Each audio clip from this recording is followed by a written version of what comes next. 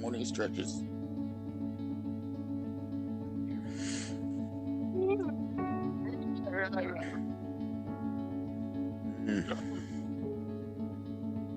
All right.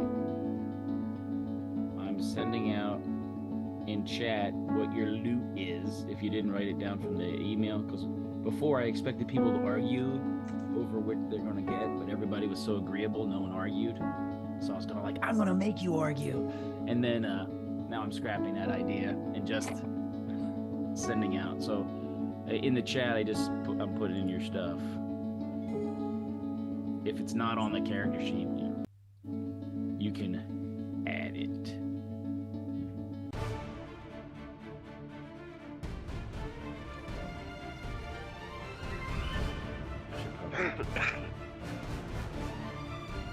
Do you have the creeping crud there, Bill? What's that? Do you have the creeping crud? Oh my goodness. Cold. Oh, shoot. My butt for 2 weeks. That last one was not correct.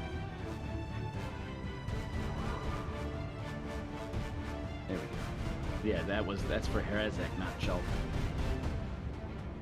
Wow. So Now this is. Go ahead. I was gonna say the chainmail. Was I able to get that fixed up for my size? We are starting. So this is Okay. some mechanic stuff. You know what it is now. It's just that your characters don't all know the magical stuff and whatever. It's 2 normal suits of chain. So Yeah. somebody who knows what they're doing can cut one apart and make it a bigger one. Okay, that hasn't happened yet. Okay, got it. Because we're starting off right at the bridge where we left off. All right. And the goal is to have you leave in haste. That way I have reasons for the other 2 to break off and get lost in the woods.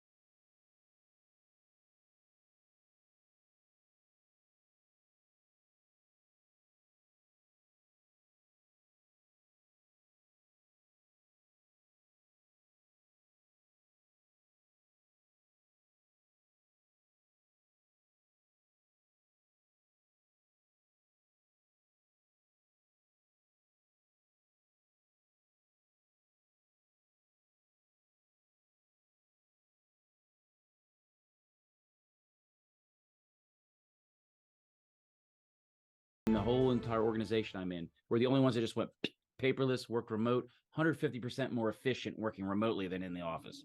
Can't imagine that. Crossing the void. And of course, beyond because everyone else crapped the bed and didn't get stuff done. No, everyone's back in the office. Which turns our management was we always worked multiple days remote, but management for years was like, well, we don't know whether full remote is going to work. We got these concerns, this, that. We ended up going full remote, and now we're full remote. It's like, That's good. Yeah, all those things that everybody's like, that's a problem. It's like, that's really not a problem. For they know nothing. Well, there's a lot of overhead you skip. Codex Infernum, and the Codex that's what I don't understand about my work. We basically proved that we could work remote, and then we were more efficient. But they still want us to come in once a week. Yeah, because they don't know if you're wearing pants. Which is dumber than having us come in all the time. Because now, so everyone has to have a car for 1 day a week and pay auto insurance for 1 day a week. It's called Uber. These incredible what a waste of time and money. With demons and angels. It's funny because so I'm one of the senior guys, and the guy I carpool with lives just a couple of blocks away from me. He's like a senior guy as well. And our manager said one time when we were leaving, "You guys be careful on the road." I couldn't, it would be a terrible blow to our company if we lost you both at the same time. He's like, "That's on you. You're making us do this. We don't want to drive. We want to work from home all the time, buddy." It was amazing to me, even as I paused, threw some laundry in, did dishes. I even left to go pick my son up. I'm always had the work phone. Even with all that, I still got more done. Yeah. It's just the interruptions are almost totally minimized. Yeah, no one comes to my desk when I'm not in the office. Yeah, there's no drive-bys. Yeah. Well, except my cat. Your cat doesn't want to hang out too long anyway. It's a cat. That's right. We actually just got 2 kittens recently. They're 6 or 7 weeks old. They were a feral cat left at a litter under a shed. The lady works someone so we were going to get one. I finally broke down. And then while I'm there, I'm like, this thing is going to cry and freak out, missing everybody. So then I call, maybe we should get 2. And so we got 2. That was my idea. Because the jump from 0 pets to 1 cat is pretty big, but the jump from 1 cat to 2, it's not that big. 2 to 3. Okay, hold on. Well, why not? Honestly, 3 cats, the only difference is how Yeah. Right. There's a thin line between Yeah, once you go more than 3, once you got 3 more is the than 3, line. then you're over that line. That's the We line had- right there. I'm living in cat crap and cat hair. When we were when I was in Spain, it was a missionary family, and they were going back for a year sabbatical. So my wife, she had a soft spot for him, and just said, "Oh, we'll watch your cat for you." And I was like, "You said what?" And it was the dumbest cat. Well, it was an albino cat, and I guess albino cats, they don't see or hear very well. It's like they're only a smidgen of the population of cats, but they're 90% of the cats hit by cars. Yeah, at least so. Anyway, we had to deal with all that craziness. We're all better now.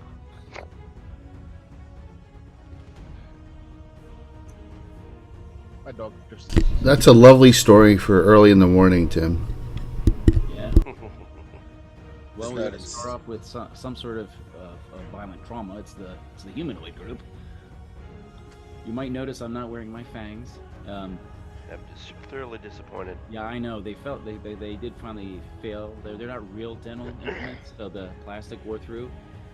And I had to request a double portion of there's like a plastic that forms on your teeth, like you heat it up and it melts and it forms on your teeth and it holds. I had to request a double one first time. Well, I got the regular one with, it's just not enough to hold it in place. I got too big a mouth. You said it. Hold on, wait. One more time. He's got a purty mouth. I think everybody knows. We're live, but I gotta fix because there's only for some reason because there's only 5. I gotta fix Tim's pictures here. So I'll be doing that as we go. So hopefully everyone's good this morning, and I'll hide myself and I'll just do my thing behind the scenes here. So Is there any way to watch? oh, I hit a wrong button. Oh. You're early with that. Thanks for the lick. You got problems, Tim. That never gets old. That just never gets old for me. Want a lick? All right. Yeah. Didn't have the fangs back then. That would have been super cool. Go for it. I'll fix you. You got to expand your prop line. We're spinning.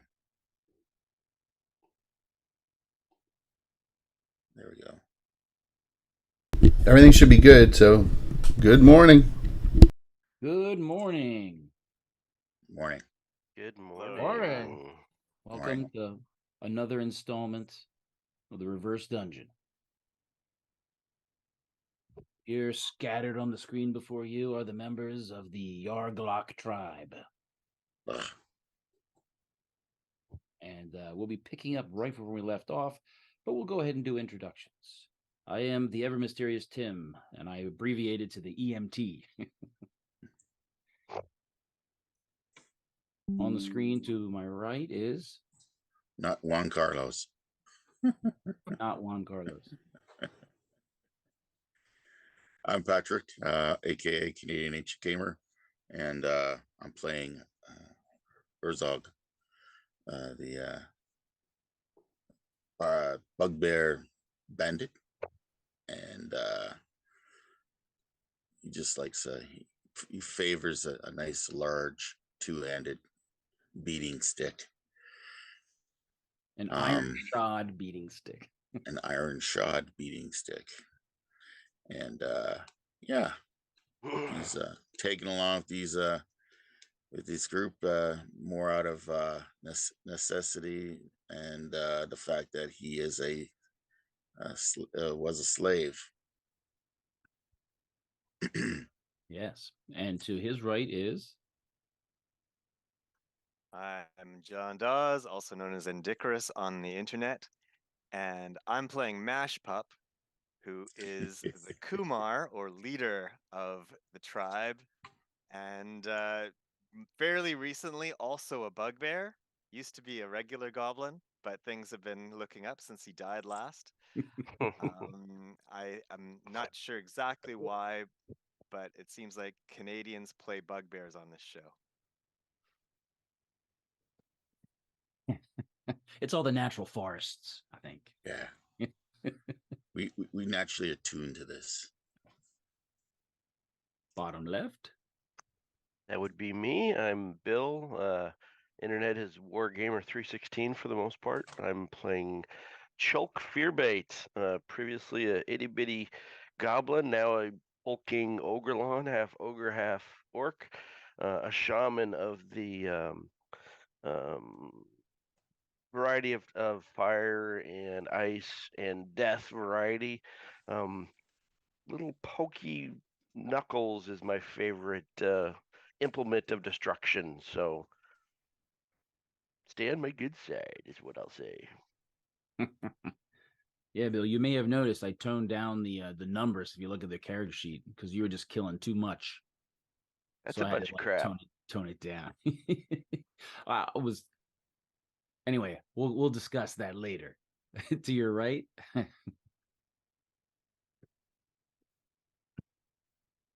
Rob.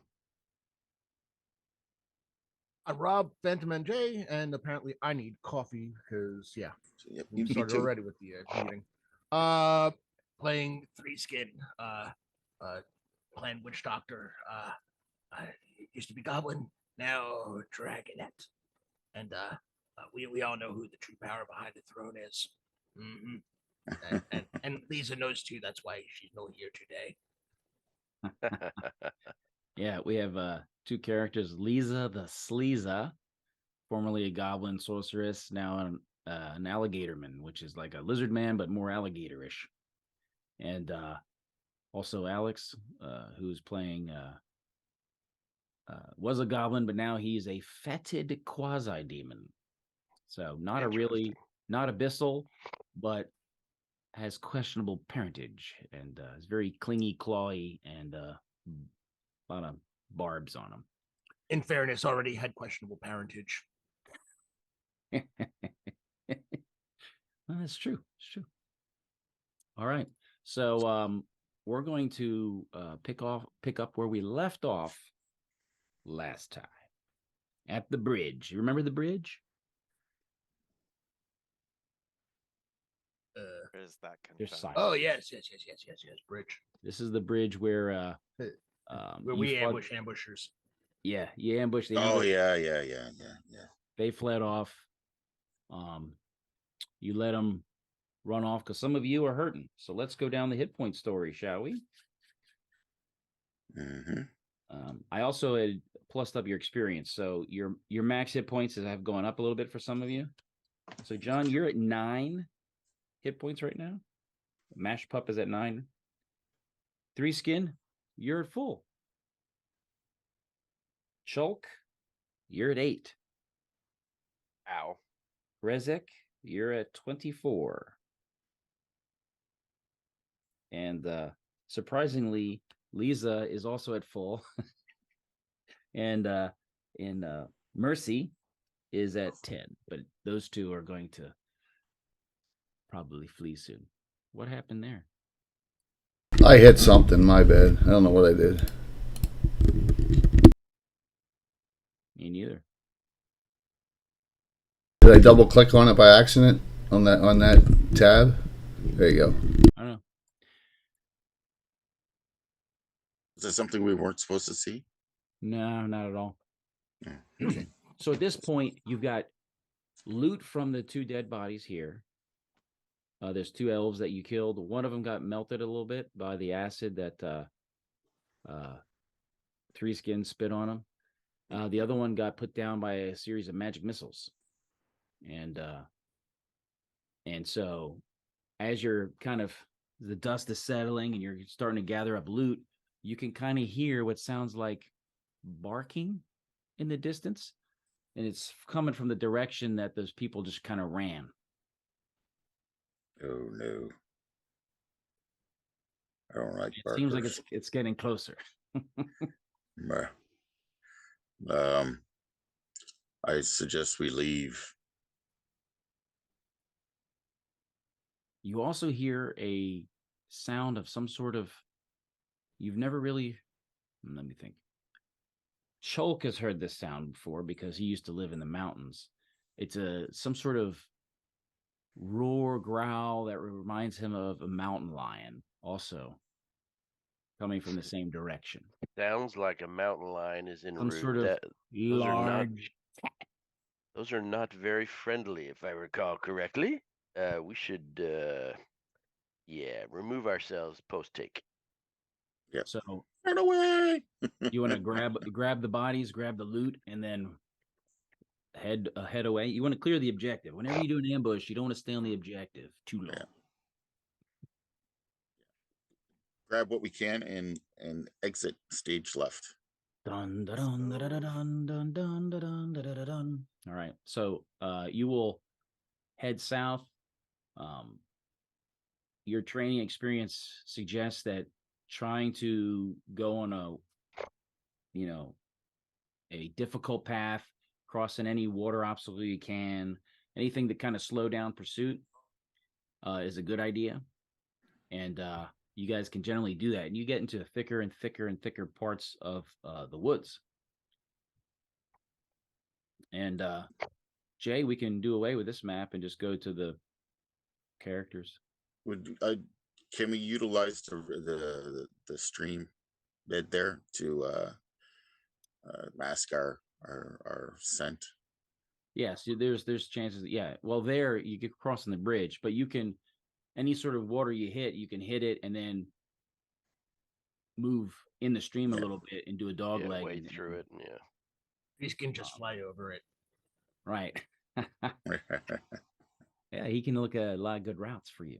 So as you're kind of moving in the woods, the sounds behind you kind of fade, and it seems like you lose them, but you're in kind of unfamiliar part of the woods. Three Skin, you see actually in the distance, you see a little wisp of smoke coming through the trees. It seems very like some sort of fire, maybe a cooking fire. Something's cooking. You're not sure what it is. Does it smell good? But that's because you're in the air and seeing it. The guys on the ground, you're moving. You notice as you're passing through trees, every so often you'll see like an animal hanging, or the bones of an animal hanging around, and every so often you'll see something scratched in a tree, some sort of symbol. Three Skin will drop. Will go to the ground for match weapon. Boss. Fire ahead. Somebody cook food. No good. Take food. Go look. No, who there? Go look and come back. Tell me.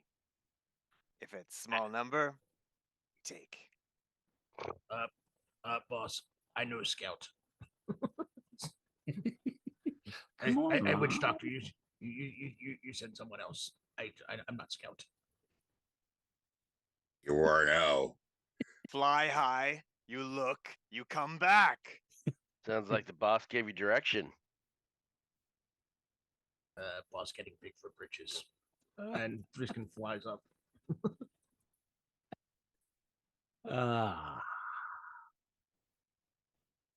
Yeah, you can fly.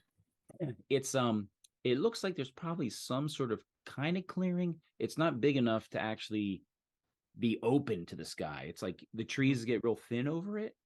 So it is kind of under some of the branches, but you can kind of see what looks like there's some sort of structure, some sort of small building. It looks like maybe a little fence kind of around it.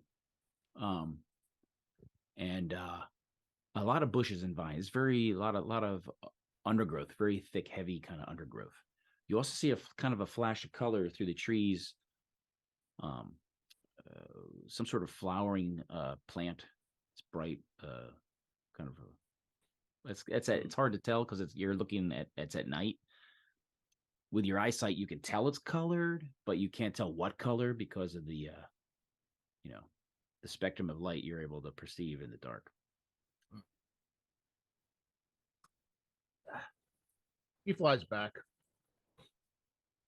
Look like human dwelling. Strange people built place in middle woods.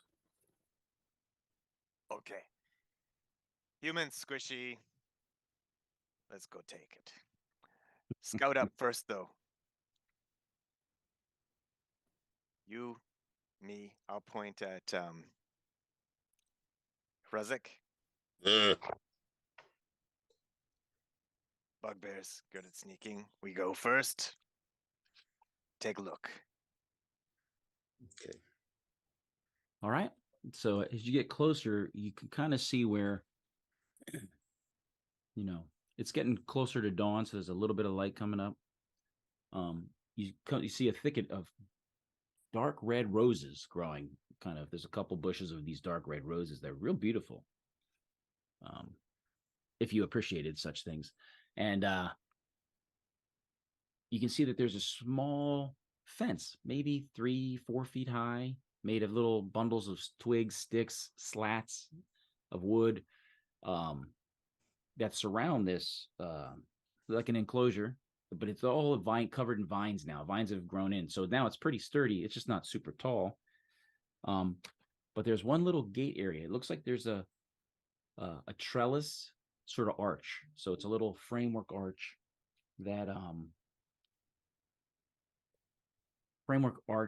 that's maybe 3 feet deep, and it's all covered with vines as well. So that looks like the way you can walk in, and it's actually fairly sizable. You could actually walk in. Height wise. Very pretty, very disturbing. Can we see in through without looking at the gate? Can we see in through another side so we can? Yes, you can. You can circumnavigate. You can see into it. It looks like there's a cottage. It is not really super awesome. It's got wood shingle roof. It's got a field and river stone sort of chimney. There's several. I told you about the roses outside the gate, kind of. And there looks like also another little structure there that looks like a little, just a covered outdoor, wall-less sort of structure in her little yard, in the yard, and and there's a cooking fire going on, and it seems to be a large metal cauldron or pot hanging over it, and that's where the smell is emanating from. There's a lot of bushes, shrubs. Sometimes there's posts in the ground or a series of sticks tied together, and it has little trinkets hanging off of it, little bits of bone and wood and shell and animal parts, feathers. A lot of that hanging from around the door of the little cottage when you look in there. Is this smell of the on the air from the cooking, is it smell like meat cooking? It smells a little meaty. Yeah, there's some meat in there. You're catching a whiff of meat of some sort. And you hear a voice saying, Greta, we got visitors.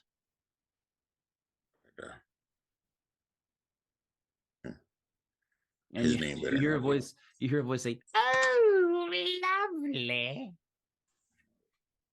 lovely. And you hear like some movement in the cottage. Oh, how I've missed Tim's voicings. Oh, yes, my dears.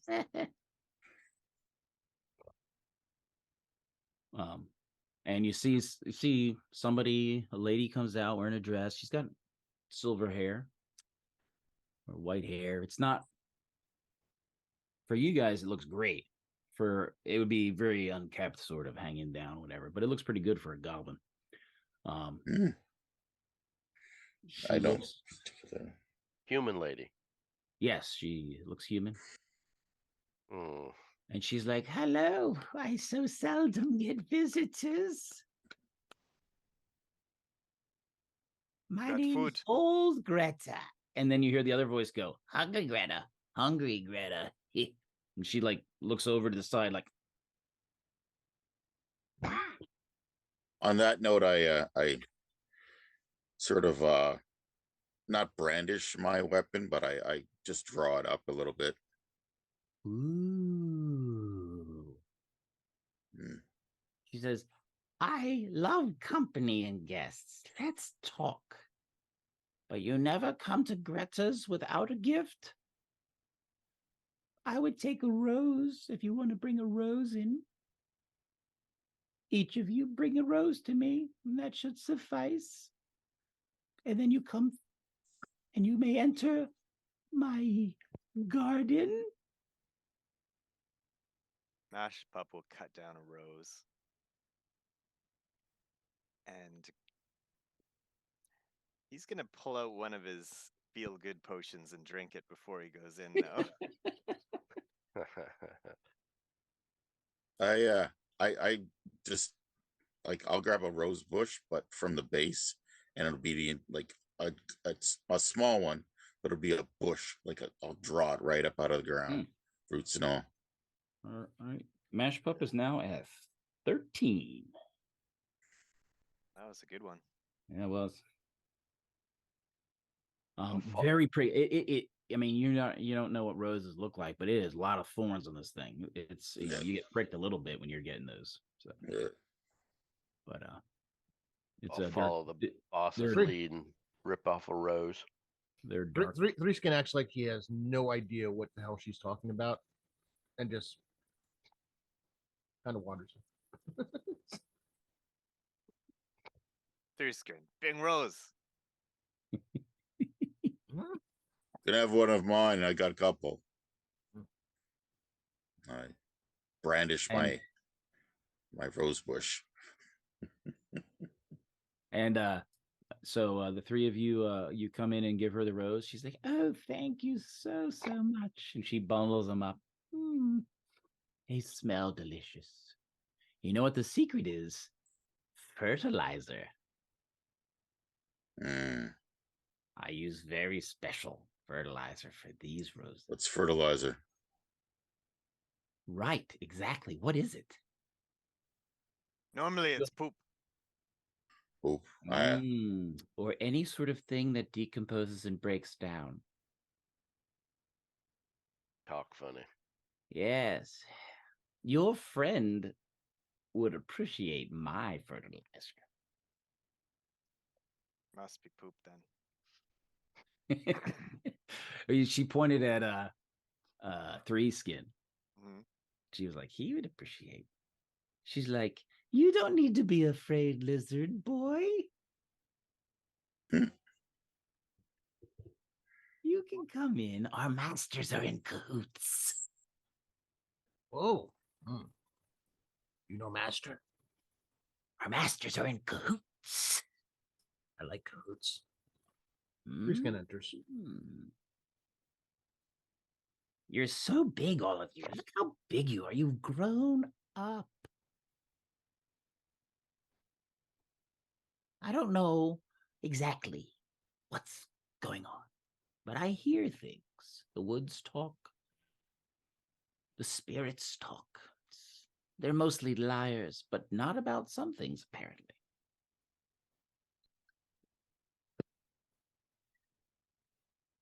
The woods say. Have you been fighting elves? Oh, I see you have. Since you had the 2 bodies with you, I suppose. Nasty elves. Snack. Tasty. Elves are crafty. Crafty.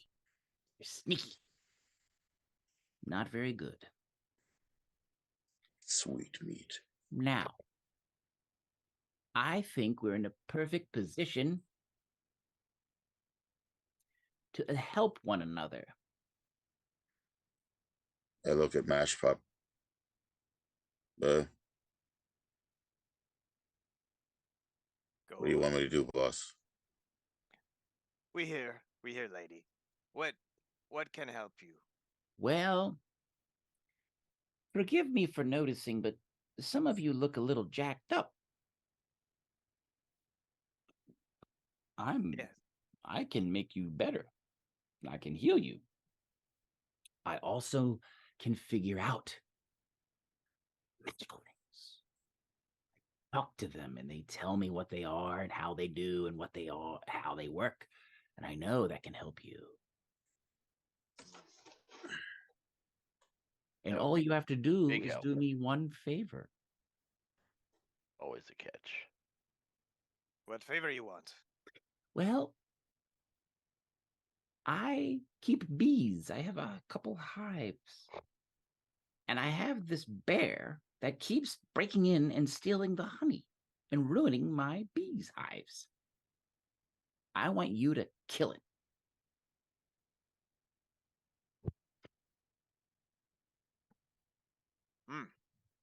Kill the hive? No, I love honey. He keeps eating my honey.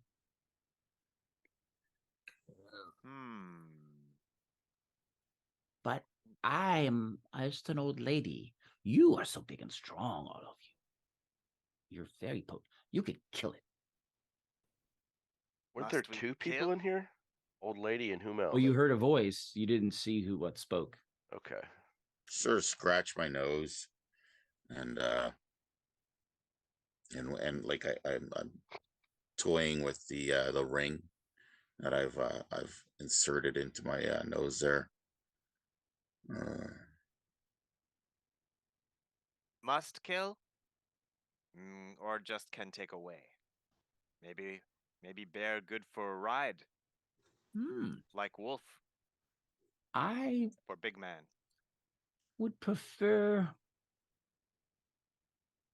dead, but I can't argue. I can't argue with your thinking. Mash Pup, very smart. Is bear boy or girl bear?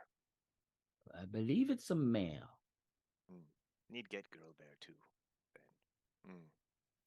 But there's more than one bear in the forest. There's a number of bears. They seem to like this bear. Bears are weird. Did you know they cannibalize each other sometimes? Who doesn't? Yeah, sometimes hungry. On that note, Rezek wanders over to the pot that's boiling and takes a look at it. Wants to see what's inside, what's cooking. It smells pretty good. It's very interesting. There's some unusual looking particulate matter in the mix as it's kind of bubbling. That makes you go, not sure I want to eat that. Okay. I'm going to look around and see if I can see any other hidden areas or anything where this other voice might have come from. Well, there's a couple piles of, there's some bones, there's the hut, there's the gazebo, there's a number of shrubs and bushes. If something's small, it could be around here pretty easily. But she's Nothing like, obvious. She's like, aren't they so posh? And you hear, yeah, they are. And when that voice talks, you see there's a small pile of bones, animal bones in the ground, and they move when you hear that voice talk.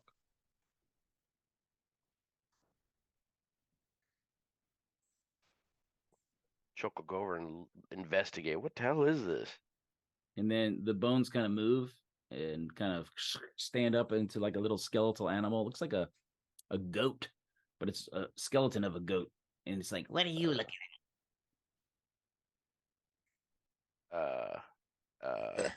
Okay. And Greta says, manners. Is she looking at me when she said that, or the skeleton? She looks in that direction. Oh. Yeah, choke. Manners. Yeah, shit. Yeah, I'll back away. And she says, if you would like to take a seat in the gazebo, I will see to your injuries. Gazebo. If we agree. What gazebo? I said there's like a wall-less roofed area in the yard. Very. Oh. She calls it a gazebo. You guys may not know what that is. Right. That's why we ask. Yeah. Over there, the cover with no walls. It's called a gazebo. In civilized environs, it's called a gazebo. And this I spit at the word of civilized. This is a civilized environment. Yeah. You heal first, then we kill bear? Yes, of course. I will even help you with your magical equipment first. Because I trust that you would never betray old Greta. And then the little bones go, hungry Greta. She's like,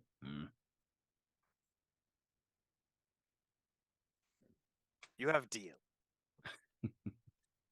I'll go over to the gazebo. All right. You all go in the gazebo? Yeah. Yep. Sure. Yep. I'm dragging that rose bush with me. You already gave her the rose, right? Oh, I gave her the rose bush? Okay. Yeah. You tore up the whole rose bush? Yeah, just right up from the ground. So it's a nice big flower.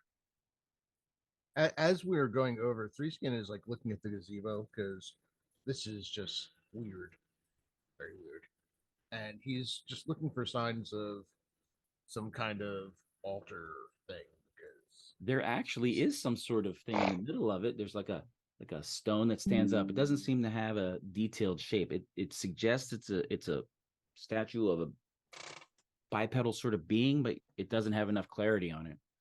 And it looks like there's the remnants of candles that have been burning around it, and there's looks like maybe rotting vegetables or fruits that have been like there and desiccated and rotted away, and so it's kind of a little bit messy around it. But there's no other. I mean, there's some symbols on the poles holding the roof up. The base of it is wood, like logs that they've kind of partially sunken into the ground. So now it's just basically kind of, imagine taking logs for your cobblestones instead of stones.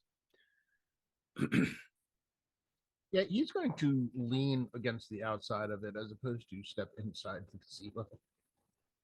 This place smell like altar. Not bad smell, but you're very perceptive and also very, very careful, aren't you?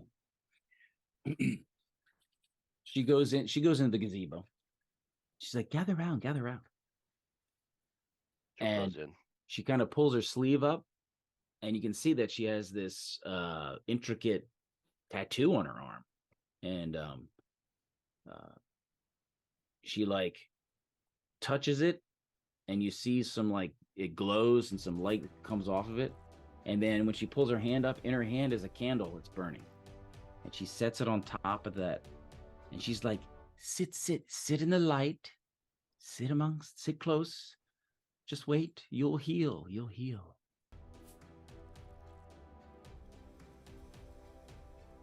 Pep will sit in the light. He wants this healing really badly. She says, now we have a deal. I will look at your magic and I will tell you what it does. I like magic items. Mashpop will pull out the bracers. All right. So she says, I won't take it far. And so she sits on a little rock outside. It kind of squats really low on a rock and starts muttering and holding stuff. And she's like, oh.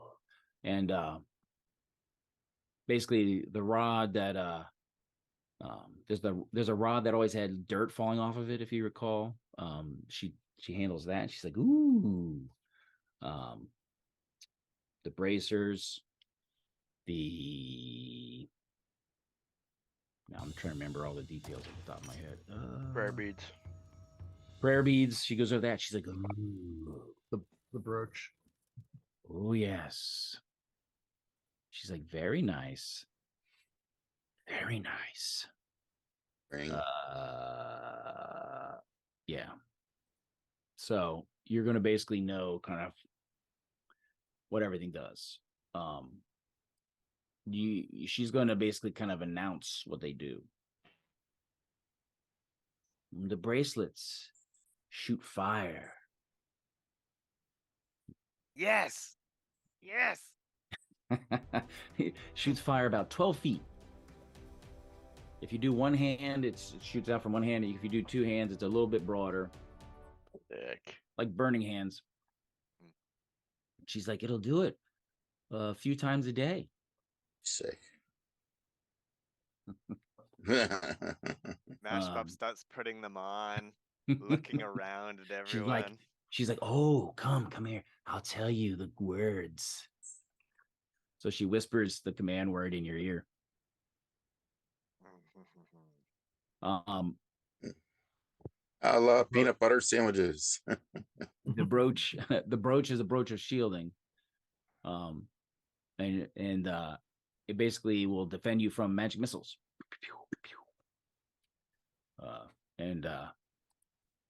It has been used extensively. There's a few dings in it, but there is still some protection afforded by it. The rod, she's like, ooh, it's a rod of mud. It casts mud, rock to mud, and it casts mud to rock. And there's 30 charges. And I believe, and the prayer beads. Ooh. Good thing they're prayer beads. Yeah. So they have bless, cure disease, cure serious wounds, and repair injury. And each one can be used once a day. Is that how it works? Yes. Okay. That's a very potent item. I think, as far as magic items go, that's the extent of it. No ring? Well, Mashpap already took the ring and ring of protection. He took that. Took back my ring. There's elf-sized +1 leather as well. Which none of you can wear. No, Rezik has a different ring. It just Rezik just has a nose ring. It's just worth any. It's worth money, but not magic. Yeah. Yep. So as you're sitting there, you can kind of feel yourself healing. It's like you're slowly regenerating while you're in the light of this candle. And it'll burn quite a while. It will get you to full. Then good. You have more candles. That was powerful. Oh, it's a spell. It's not a candle. The spell creates the candle that burns, and as long as you 100% fully rest within close to it, you'll heal. That's something you can teach me. She's like, someday, maybe I will. She's like, I have a special art. And she like refers to her tattoo.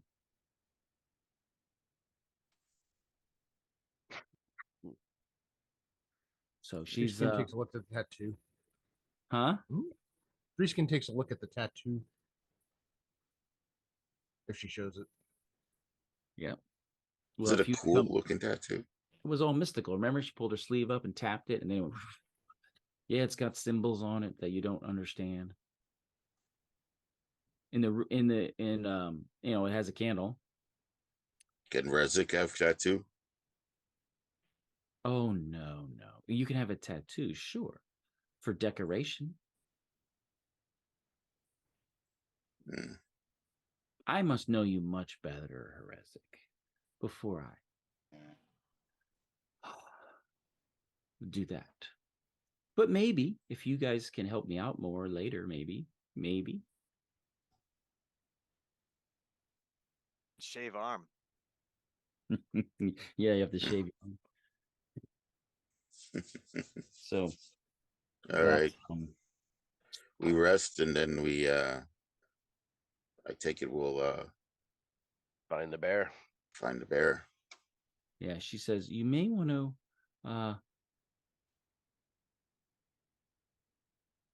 take this, and she gives you a little leather flask, and you can tell by the staining on it, it's something very oily is in it. Who does she give that to? Oh, she'll give it to Mashpap. She's like, this should cover a couple weapons. It'll make your weapons work extra good. Like it. You want to put it on right before the fight, probably.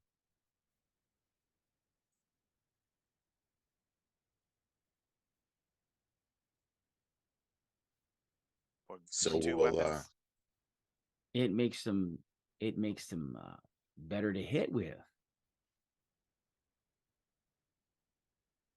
especially if you just have a regular weapon.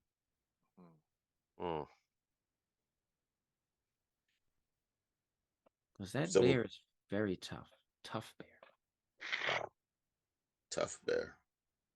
No, tough bear. Me bugbear, me tougher. All right. So amongst the loot I'm suspecting that the composite longbow and the arrows will go to Rezek. Right. Hope so. Since he's proficient with it. Fortuitously. Well, that makes entirely too much sense for goblins, which would not anymore. But right. Well, yeah, Rezek was a bugbear from birth, from back in the day. Oh. He if he dies, he's dead. He's not right. He's not in the club. He's got to be very careful. So, yeah, at this point, she's going to give you directions to where he lives in this big thicket in the woods. It's probably a couple miles away, but it's not difficult to find with her description she gives you. I can use my hunting or my survival skill to try and pick up the bear tracks. Sure, when you get close. We're going to basically skip all the mystery of trying to get there, if you follow me. Okay. And I mean, you guys are pretty good in the woods. She gives you good directions. It's a big creature sneaking, and so you're going to be able to get close to where you find more and more bear sign. You can kind of figure out, okay, it's around here somewhere. Does Rezek have a magic weapon? Say again. Does Rezek already have a magic weapon, or should I be getting? I'll put some of this oil on your biggest weapon then, so you'll be ready. And my flail / iron stick. All right, we'll get that nice and buffed up. Ooh, shiny. Choke, you might want to put some on your knuckles. Is that what Choke just uses knuckles? Yeah. All right. My spiky knuckles. There you go. I pour the stuff on your knuckles. Rub it in good. Nice and shiny. Where's Three Skin? Hey, here. What do you need? You need oil? There's only 2 doses, right? Did she's or is it? There's 3. There's 3? Okay. Three Skin don't need oil. He doesn't use weapons, right? I'll save the other one because I do have a magic weapon, so I'll just keep it. It's magic for now. Yeah. Okay. Jay, we can go to Yep. Forest Encounter 3.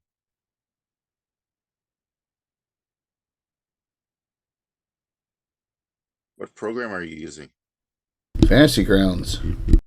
Fantasy Grounds. Fancy. The only real time we use Fantasy Grounds on this channel, because we're minis and terrain for the most part. Right, and I use it just because I like for clarification where everyone's at. It helps. So, yeah, there you go. That's good, and you can zoom out a smidgen. Yeah, okay. That looks delicious. And if you see, you guys are on the right. Do you see the your tokens on the right side? Yeah, there's a bit of a cliff in front of us. Yes, yeah. There's a rise there, and there's a ground that slopes down. That big thicket in the middle, you can tell by the tracks, is where this thing goes. Now, the tracks generally are more heavily traveled if you see it on the map. It seems like it's heavily traveled this way. What time of year is this, Tim? Tell me that there's ice on the ground. No. Damn it. Why? Why do you want ice? Ice is one of my elements.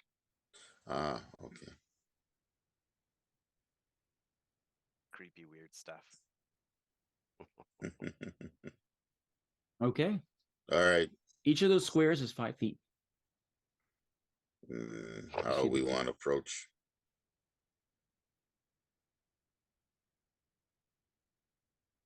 You know what, I decided I'm going to oil up the spear with the last of the oil as a backup. You're oiling up your spear. That's right.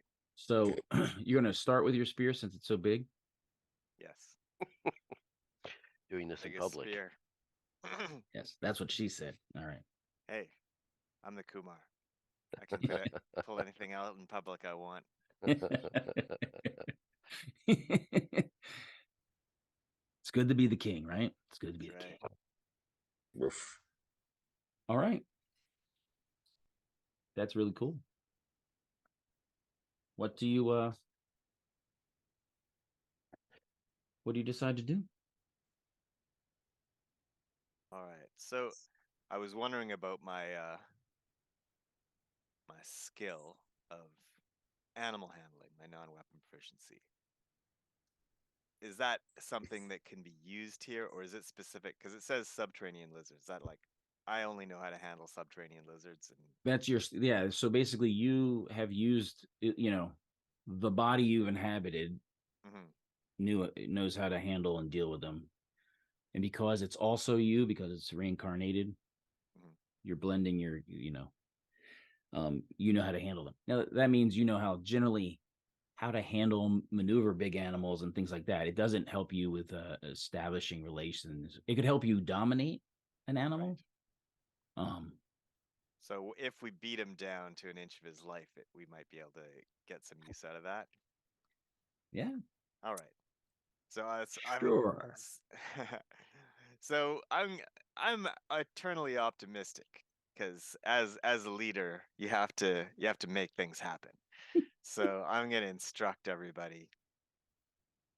Hurt this bear hard, but pull back just before killing. And we try and enslave it. Okay. Can I use my survival skill to determine if the heavily trotted area here is just a single bear or is there more bears? Like, by the idea of different size paws, that kind of thing. Very good question. That you have seen other bear signs in the area as you've come up, and now that you see some of the tracks, you can see that there have been other bears. You can tell because the scratch marks on trees, you see the claws, and some of the claws are bigger than other ones. Right. More than one bear here. Other bears. Well, they've been here. It doesn't mean they're there now. Never know. Prepare for worst. And hope for the best. Yeah. There's that optimism. Briskin might be able to help here. So I know Mash Pup has his spear. Rezek, what is in your hand? My flail. My two-handed weapon. You mean your Tetsubo? Yeah, Tetsubo. Iron shod staff. All right. Briskin going to bless party. Even if he questioned wisdom of trying to enslave angry bear. But you stop sprinkling holy water on us. Well, it's oh, you think it holy water? That's funny. Yeah. All right, so you guys have a bless going. That's going to help, right? Hero point. Rob, you have 1. Rezek has 5. There was a cheer for 500. So give everyone 1, except for 3 skin who get 2 from that. Excellent. Thank you very much. All right. Who was it? I don't have the so 3 skin, you're at 3. And Rezek, you're at 6. Everyone else 1. Okay. Rezek remember, needs hero the most, points. 'cause if he dies, it's over. What was that? Rezek needs it the most because if he dies, it's all over. Yeah. Yeah, exactly. Don't die with any hero points.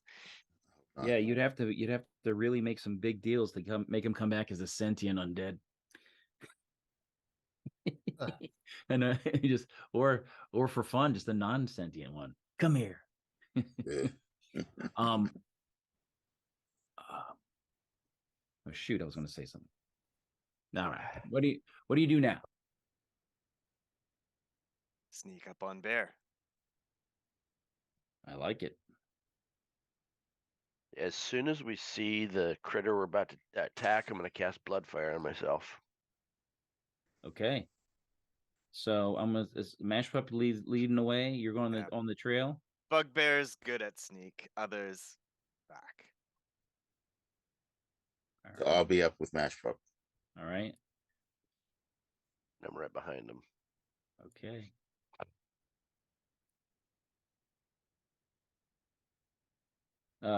Three skin. 3 skin is trailing behind because 3 skin. You're not flying. 3 skin might fly at point, but for now. All right. This area here is more clear than Greta's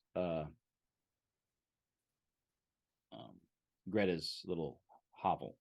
So you can get to above the trees pretty quick, and there's also this room to fly under the top cover as well. Carefully. All right, you're sneaking along. Dun, dun, dun. Let me do a DM niceness roll. No.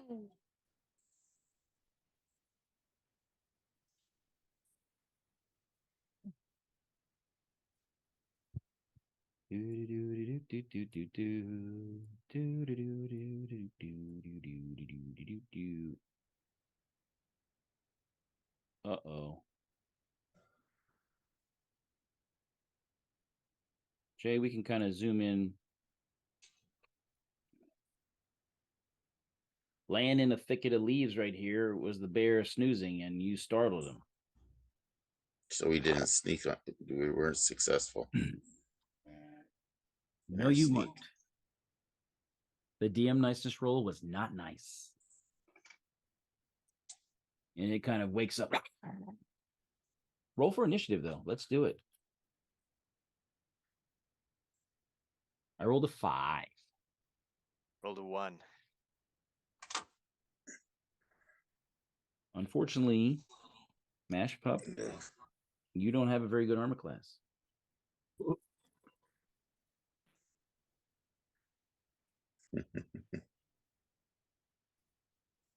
I rolled a 5 to hit. Hit.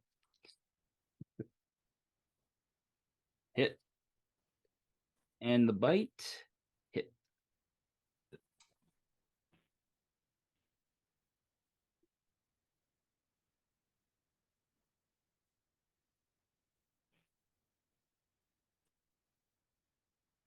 All right, so that is a total of 8. And now the hug. Now that you've been, he got you with 2 claws. He's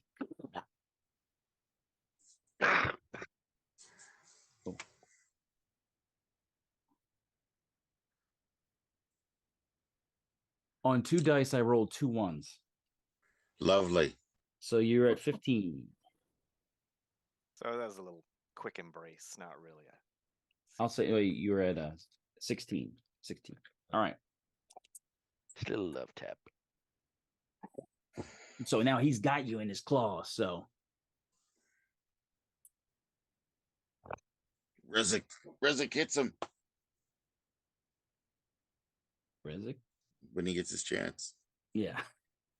So with a spear, anyone who doesn't, I've fought with a spear before, and you're a capable individual. When someone closes in with you with a spear, you toss the back of the spear back, You choke up on it so that it then becomes a very short dagger stabbing thing. So you're going to be able to like do that and get a jab him with it if you like.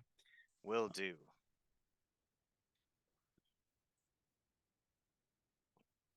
Rolled a 16. Nice. And you said there's oil on this. It's a plus, makes it +1 temporarily. Got the oil. Bless help at all. And so you get give you +1. So it's +1 for the oil, +1 for your strength, +1 for bless. So you have a +3 to hit. You have +1 for strength, +1 for the oil, and +1 die 4 for your dirty fighting. All right. So 1 die 4 and 1 die 8. It's a large creature. Die 8. Right. He's really filling up at least 2 squares right there. It's a big boy. Wow. All right. Then we got a total of 10. Stabbing. First blood has been drawn on this innocent creature that you're harming. Okay. It seems like surprised and angry. You like that? Got more. Rezik, go for it. Go for it, Rezik. I have an 11 on the die. So, and look at the character sheet here. Oops. No, I don't want that one. You have a I'm looking at your pluses here. You have a +1 for the Bless. +2 so you have +3 to hit, and you have +2 damage. So you have +3 to hit. So you rolled a 15. No, 14. A 14. You exactly hit. All right. So that'll be 3 +1 hit die. yeah. So that's 2d4. No, it's 1 die 6 because it's a large creature. Oh, with the flail? No, you're using. Oh, sorry, the Tepsipo. Yeah, it does more damage on a smaller creature. So 1 dice. It's 2 to 7. Okay, so 6. Like I roll a 5. So 1 die 6 + 3. Yeah. 1 die 6 9. + 3. 9. What that? Man, you guys are nasty. And Shulk. Can I do a 5-foot step? Where? Like towards it? Like that? Yeah, just off to the side so that someone else can move in too. Well, Shulk can go in over here. Okay. So the bear is really more like that. Yeah. Instead of casting Bloodstorm, I'm gonna cast Shard or a Bloodfire. I'm gonna cast Shard Storm at it. All right. AOE. Refresh my recollection.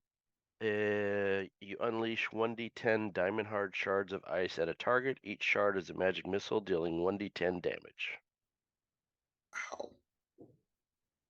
What level is that? 3rd level. I have 2 3rd-level spells. Mwahaha. Choke does magic? What? Seems like I was too nice to you. Yeah. So So 1d10 shards. 5. Do you want me to roll the damage or you roll it? sure, go ahead. Okay. First one is 6. Second is 10. Yes. 3rd is 8. Yes. 4th is cockeyed. 4th is 5. 5th is 4. No math. Now, we're sure that it doesn't say you're pulling ice from somewhere to use, right? If there's ice on the ground, it's +2. But that's why I was asking. All right. That's a lot. Choke OP. Fishkin watches this and starts to wonder. Choke got magics. All right. That ends that round. So Three skin. Useful magic, 3 skin. Roll for initiative. All right. Win. Got a 6. Yes. Yes. You have it. It looks like it's seriously hurt, and it looks like it's going to probably bleed out. I'll be right back. I need to find out what my dog is barking at. Okay. Nope. It's It's still probably a skunk. Be careful. Still fighting. It's still fighting, even though it's probably going to die. Okay. Who goes? I'm gonna try and dominate it. I'm just that confident. You're going to grab it back? That's right. Grappling it? No, listen to me. Roll for your grapple attack. That's some bold shit, right? Go big or go home. I'm the Kumar. All right. Shit. I rolled a 7. You're like, luckily, you feel like you have it, but it really has you. But it feels like you have it. Listen to me. I'll follow the Kumar's lead and I'll tackle him as well. All right, roll. You doing full grapple? Nat 20. Oh my gosh. Yeah, Chunk is the man. All right, roll. We got us an unarmed crit going on. Roll what? Percentage? Yep, percentile for the ever mysterious Tim crit table. You got one for grappling? Yes. 25. Oh my goodness. 25? Yay. That's it? Yeah. All right. So all you got to do is roll. It's triple, but since you're grappling, it's going to be just triple your control dice. So your control dice for grabbing it is going to be 3d8 now. He's in a grilling, right? So he's got like this. Is he relative to size? 3d8 plus your strength bonus. Plus 3. 20.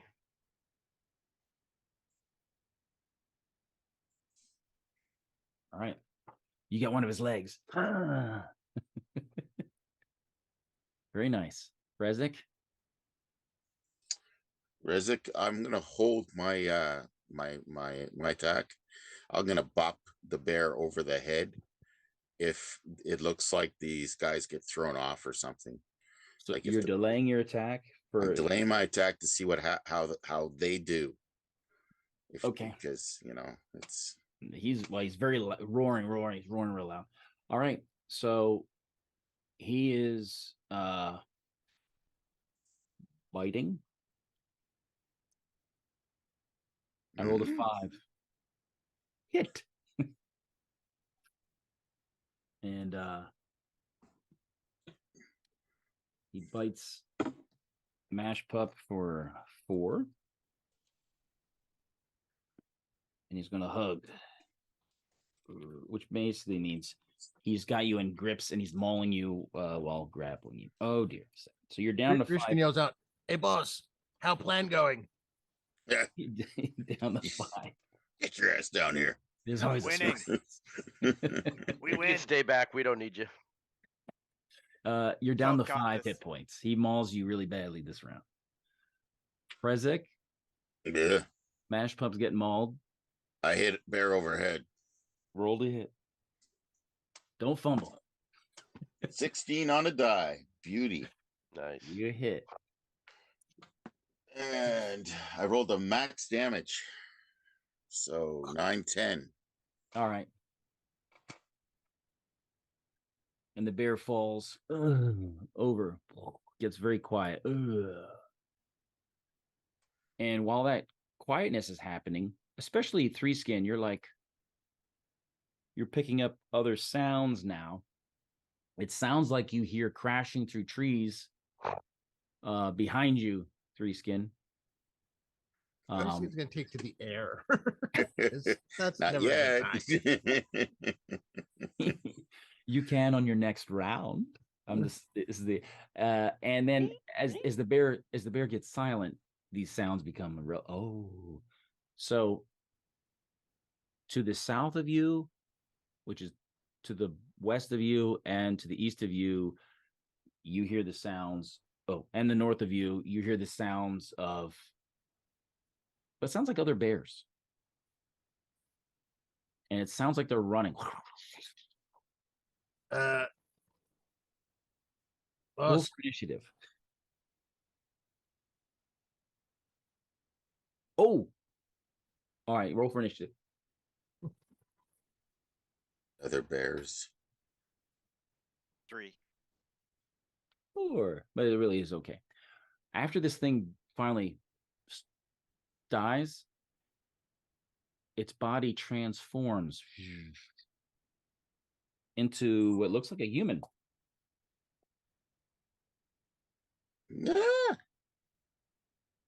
Naked human or got stuff? Naked human. Man flesh. Probably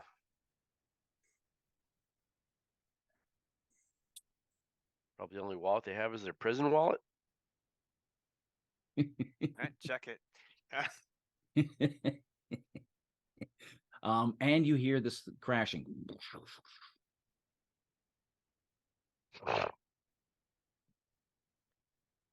Well, not can train bear.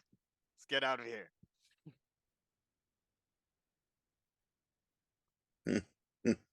So we're gonna run away? Yes. Okay. Job done. Job done. We take bear with us. Can I drag this guy with me? It's not a bear. Or just already human? Jake, can we zoom out a little bit? Can I'm gonna grab this human and take him with us. I'm sure I can accommodate that way. Do you see the other things coming? Yeah, that's not a problem with grabbing him though and running, is it? Which map are you looking at? Where are we here? That every direction. Yeah. And yeah, we can slide the map to the left. So we get 3 skin back on the map. He's on the map. Yeah, I can see it. Oh, I'm sorry. I had overlapping with little windows. Okay. That's what you see coming. This is where they are at the end of the round. As they're running. Okay, there we are. Oh. How big are they compared to this bear? These are brown bears. They are similar in size. They seem like big angry bears, and they're coming this way. At the moment, you can't tell if they're male or female. Okay. I don't want to get close enough to find out if male or female. But they are angry. So 3 skin you take to the air. Yes. Boss, I discover flaw in plan. Which way do you go? Straight up. Not, for you. So you fly straight up. Yeah, just getting air. Yeah, there is no where you kill that thing. There's just a human body. There's no bear skin or anything. How long would it take to use one of these prayer beads? What are you trying to do? Grab it, and you just grab it in one action. Cure serious wounds on Mash Pup. Oh, Chalk's so useful. New favorite. Hey. Yeah. Ooh, man.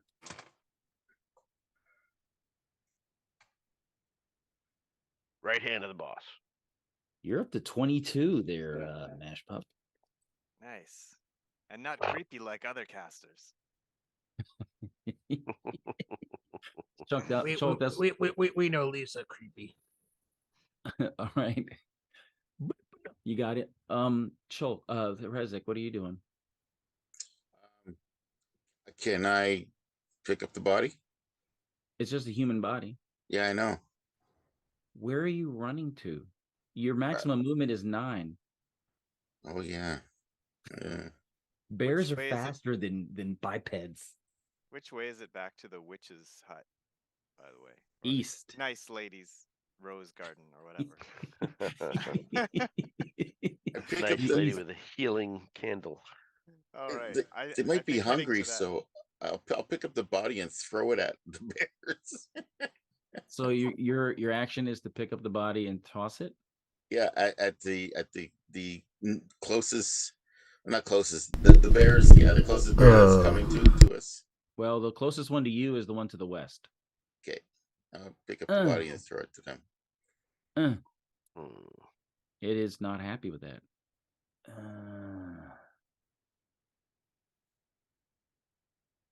What I said, this is where they got at the end around. So it's coming through there. It seems really almost more enraged that you did that. As it gets close to you, Resnick, it stands up on its hind leg. Can I take a hit at it then? No. You threw something this round. I guess Patrick never read Lord of the Rings. Yeah. And this bear comes... I have, but come on now. I know, dude. So, again, this bear approaches and stands up. The one from the south stands up. This one runs and looks up in the air at you, and stands up and seems enraged at you. And so does this upper one, too. The upper one also is looking at you, 3 skin. They're both like... Initiative. I highly recommend achieving initiative. I rolled a 6. I got a 2. Oh, can you use your points? Not no. Lucky for you. Crap. They need a little bit more to hit than the other guy. Match pup. Now, as this guy's charging, I will allow you to set your spear if you want to do that. Great, I want to do that. Oh, freak yeah. Come and get it! All right. He missed once. So he clawed you and bit you. And you're so lucky. You only took 4. You're down to 18. Roll to see if you catch it with the spear. We're gonna do that charge thing right now. If you hit him, it'll be double damage on him. Can I? What does my hero point do for me if I were to use it right now? It gives you a +1. All right, might as well use that. All right. This is that makes you a total of plus. I didn't even need the +1. I rolled the nat 20. No way. Wow. Nice. I think you just skewered the sucker. Hope so. You want to roll high on percentile. Percentile, okay. Not like a 25. Yeah, that's no. And on 1 to 100, you want like a 90. I would like a 90. Dice, move it. This is for the. It's already double damage, so if it's double, it's good. I got a 40. 40 is double the head. You speared him in the head. Ooh. So it's double damage, which means it's quadruple damage. So it's 4 die 8. 4 die 8, and still my 1 d4 as well for the dirty fighting. Correct. Because I'm nice. Plus your strength. No.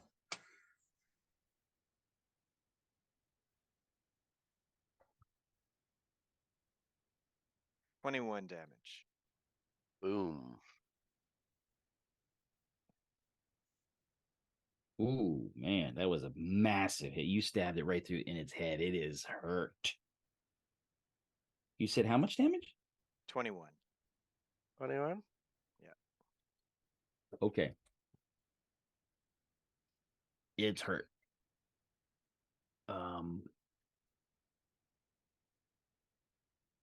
On you, Rezek. Gonna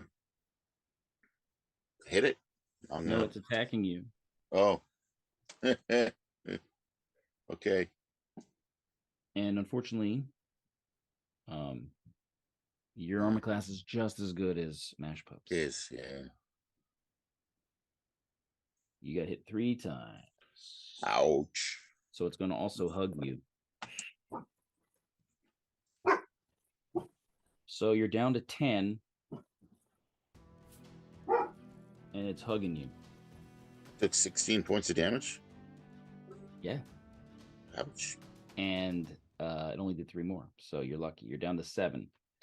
And it's hugging you.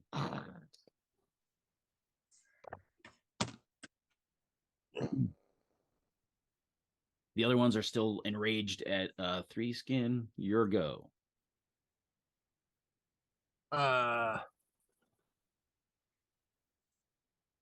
So while I'm sitting there flying, 3 skin's going to hit one of them with magic missile.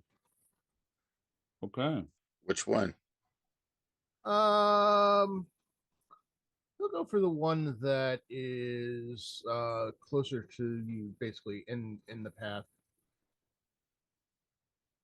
Which one? The one to my left on the map. Okay, the one close to you. Yeah.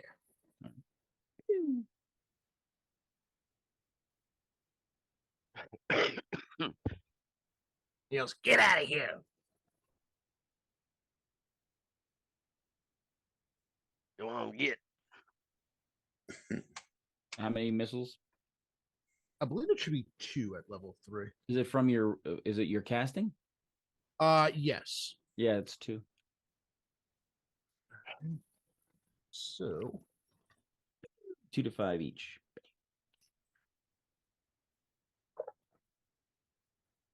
That's 4 in the first one.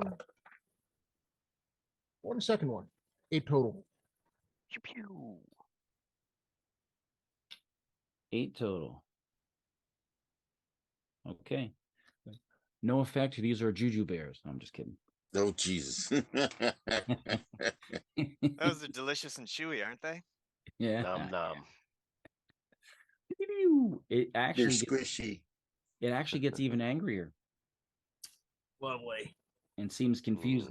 You know, it's like stuff's hitting it, doesn't know what it's doing. You know, it's like it doesn't know where it's coming from because it's just because they're animals, you know, they're not that smart. Chulk. Sure, they're animals. You're not fooling us with that again. So Mash Pup is the one next to me or the one upper left? Mash Pup is right next to you. Okay, that's what I thought. I'll be right back. My coffee just got delivered. There we go. Yay. Delivered coffee. Spoiled. That bachelor lifestyle.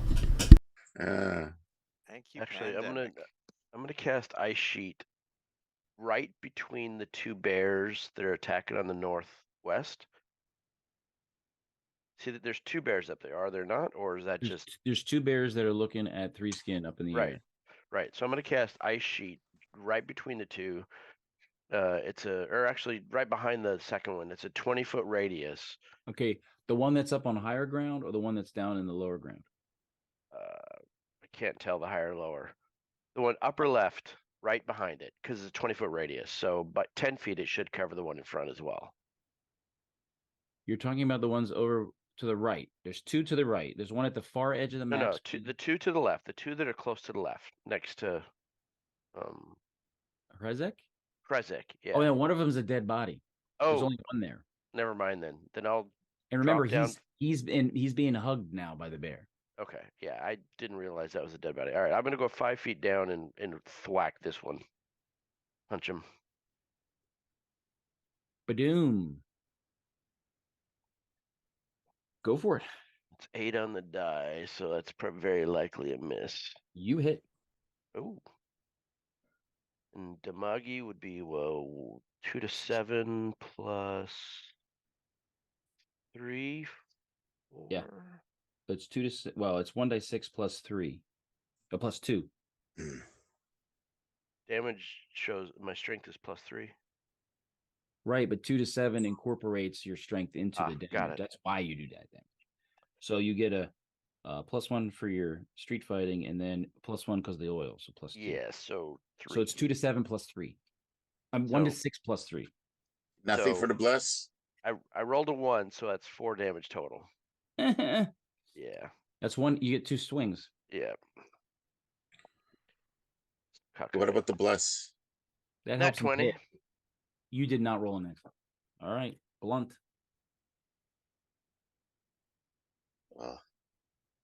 Oh shit! I can't focus. It's a net 20. All right. Oh, I believe you. Percentage? Yep. 27. We're rocking the nat 20s this morning. Double damage so far. Double damage.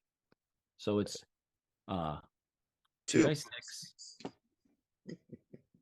plus 4. 5. Right? 7. 3 Including total on the dice. Plus 5 is 8. Yeah.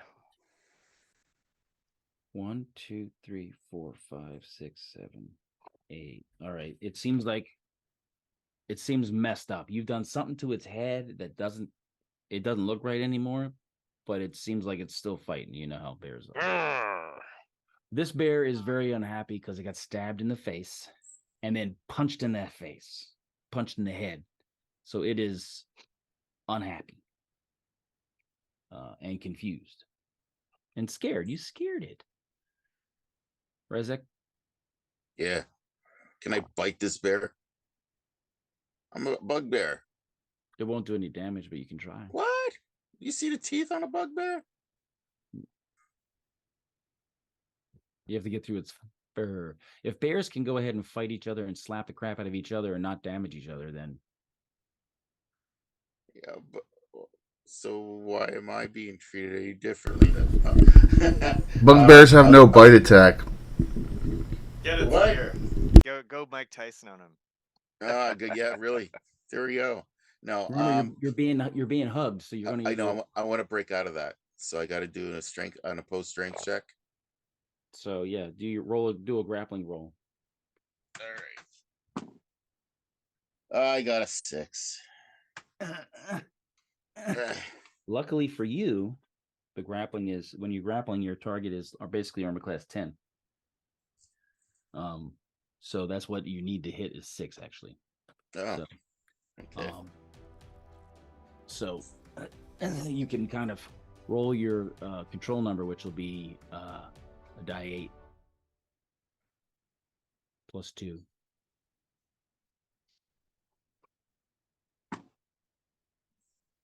Five total. Okay. It still has a hold of you. Bugger.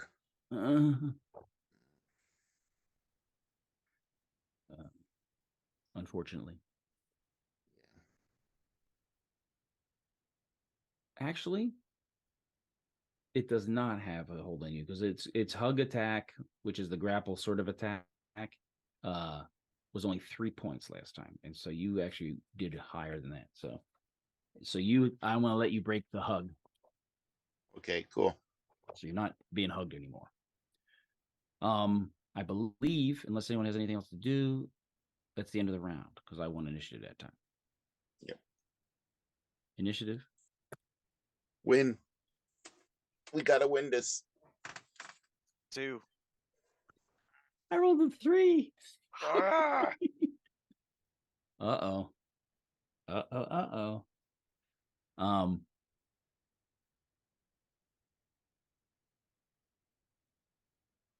The bear turns to attack you, Choke.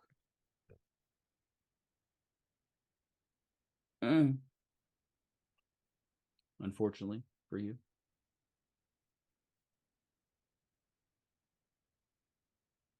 One hit, one critical hit. Oh, ouch. And 1 hit. So the critical hit was a claw. I'm immune to claws, just in case you're wondering. Good to know. Yeah. Hit these 6. Oh dear. If you die, what do you come back as? We'll find out. He doesn't know. Oh, we'll go to the teeth and claws table for crits. He clawed your leg, and a hideous tearing sound is heard as the hamstring muscles are severed at the back of your leg. No.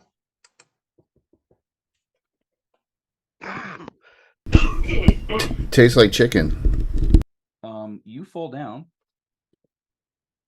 It's also triple damage.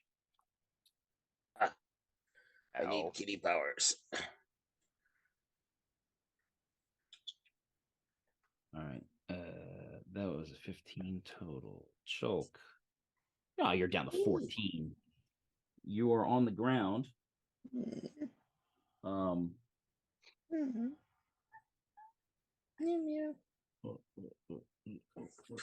You're on the ground.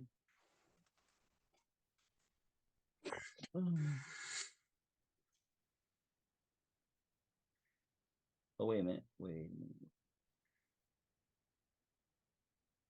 Oh, yeah. Yeah, you fall.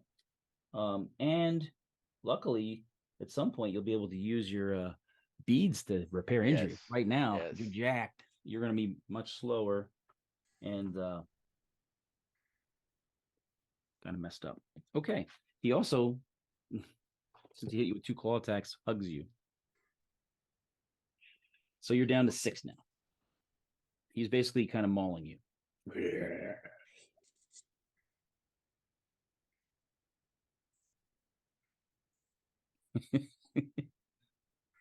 And you can tell by the slobber and the blood coming out of his head that it's going to die eventually.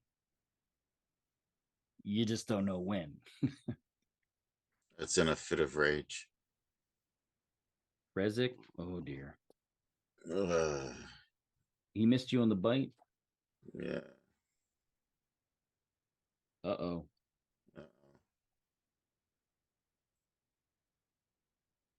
Rezik is down. Oh, no. The bear knocked him down. I passed gas. It is mauling you. And as a final. What's really terrible about these omnivores is that they're not professional predators. So they basically put their weight on you and just start eating. And you're alive still, you know. Well, I like a big cat will choke you out and kill you and then eat you. See, omnivores are just terrible. Terrible. Three skin, you're keeping these 2 bears interested in you, unless you try to go hide, in which case they're going to be interested in other things.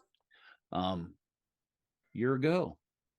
So the one that is to my right, the one that tried to sneak up behind me, I'm going to cast sleep on it. Okay. As long as it's not above 4 hit die, it should just go right to sleep. You're right. It yawns.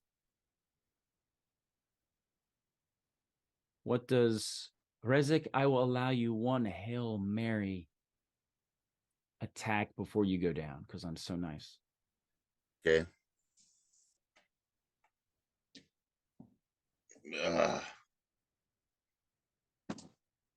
Oh my gosh. It's a Hail Mary, buddy. I just rolled the 20. Nice. Well, you better roll better than Bill does if you expect to have anything good happen. Oh, if you percentage-wise. Bill rolls horribly. You better roll freaking, it better be a good one because that is Rezik is going to be that bugbear is going to be in the bowels of a bear. Yeah, this is a Hail Mary, literally a Hail Mary. Yours has not been damaged yet. I got an 80. 800. 800 is 08. Yeah, 80 and 0. Like. Oh. Yeah, the percentages. Okay. That is a triple damage to the head. Bingo. Blunt. Wow. Nice. So 1d6. Ooh. it's triple damage. 3d6 3 plus 7. You better roll high. I got 15 plus 7 is 22. Wow. You, as you go down, you club it in the head and you see its eyes like a little bit like askew, hanging kind of out a little bit.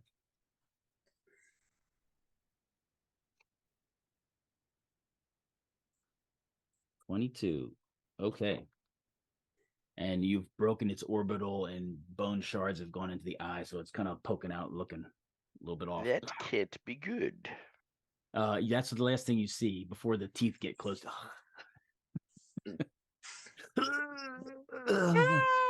Mash pup. No kill, Rezek. And I'm gonna take out the bracers and on that bear. All right. Since Rezek is now prone, I will let you do that and only hit the bear because it's a plane. Yeah, that's what I was thinking because he went down. It would be a better target than Chulk's bear, who's currently got him in the arms. All right. So is that 2 dice 6? All right. 10. 10? Yeah. 10 burnination. All right. The bear, it does not like that at all. And I have a present for you. it moves off the side, stumbles, and kind of falls down right there.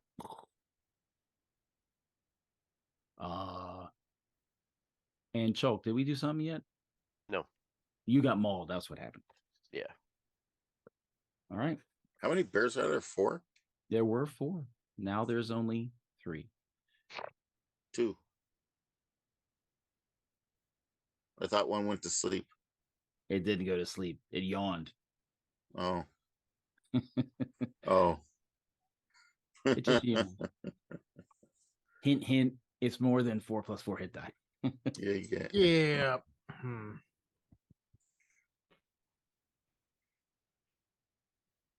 Are you using those dice I sent you there, Rob? Bill, are you thinking? Oh, no, I didn't realize it was me. I was just waiting to see if I was able to do anything with the bear on top of me.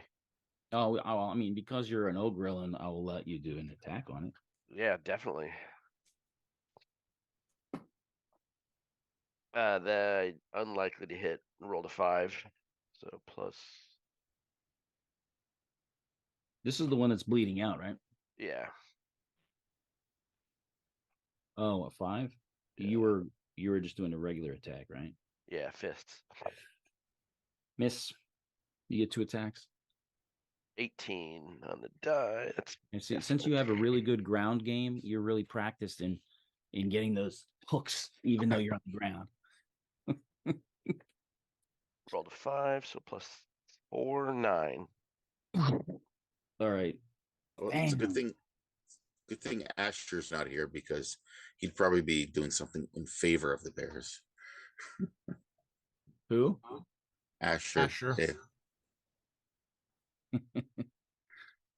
Oh, he'd be like, wow. Help the Bears, Tim. Help the Bears. All right, yeah. So it rolls off. It was going to die, but you expedited his death. Yeah. Good thing. Okay, so there's 2 bears left. Neat. Initiative. Tree. Come on, Mash Pup. Damn it. Did you roll a 2 again? I even switched dice. It's still 2s. Well, those 2 bears are like, because I'm imagining now. Tell me if I'm correct. That 3-Skin, you're basically kind of circling around here, really irritating and messing with these things. Oh yeah, out of reach from what they can do, and keeping them distracted. Yep, pretty much. They really are getting tired and angry at you. Should have gone to sleep. So, 3-Skin, what do you want to do? Oh, when those 2 bears die, they don't change.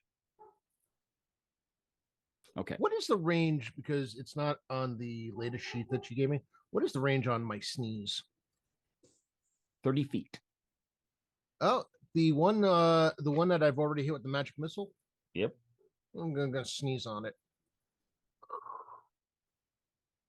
You know, and when you're gonna higher, sneeze on it, I would elongate the range if you're up in the air, dropping it straight down. Mm-hmm. Because because of gravity. Yeah. Gravitas. He's gonna wave and then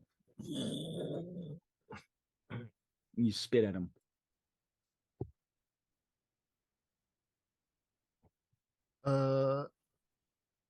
I guess he's got to make a saving throw. Roll to hit. Oh, it's okay. It's an actual. It's a single target. Yeah, I'm disappointed in Mystical Unicorn. Look right here. Tim, a hero point for you for Mystical. Oh, that is disappointed. Disappointed in you, girl. That's a 17. You hit. Oh, snap. So the damage is, he doesn't have a shield, so you hit, the damage is 2d10. Now he's got to save versus breath weapon or be blinded for life. He's not blinded. But 2d10 damage. That is 14 points of damage.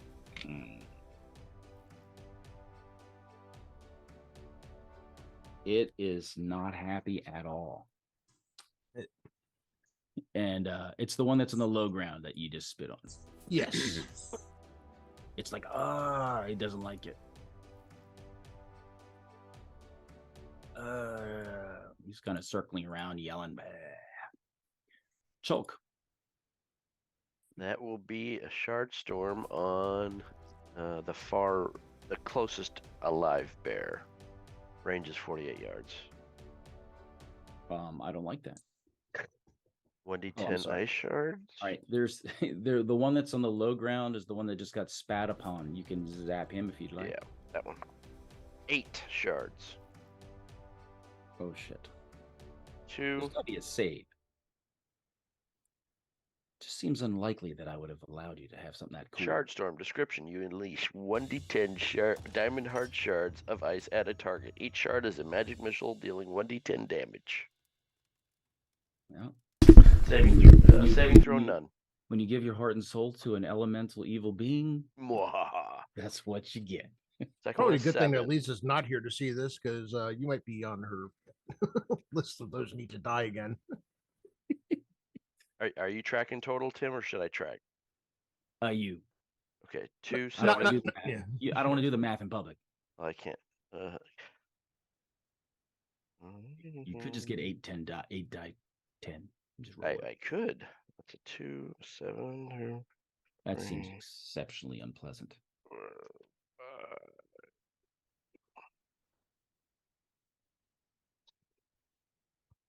There's a 2 and a 7. You know what really upsets me about the spell description? It's the diamond hard. 39. It's that. I rolled 2 10s.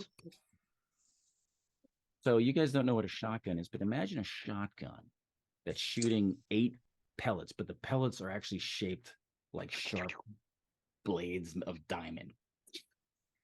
Diamond hard. You know how bears you know how bears fight in the negatives, even though because they're so enraged, whatever. This guy just goes bam against the wall. Ugh. So at least one bear left. Yeah. Hey Tim, 2 regulars for Indicarus, 1 for everyone else, and 2 for you. Ooh. Thank you. So 2 for Indicarus, 1 for everyone else, and 2 for you. Okay.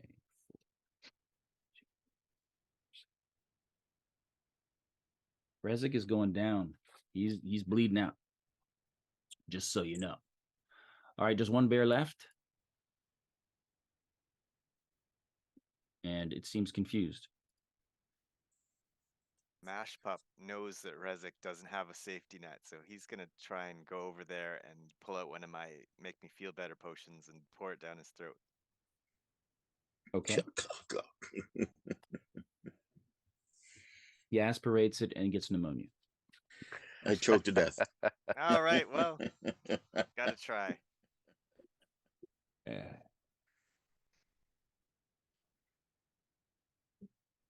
Us bugbear Canadians have to stick together here. Yes. All right, you're staving off the inevitable. It gives him a few more rounds before he goes without first aid proper. The bear is really frustrated, and thanks, man. And it's not likely. It seems confused. It's getting a little less angry. It's getting out of breath. I've got a spell to cast that not an offensive spell.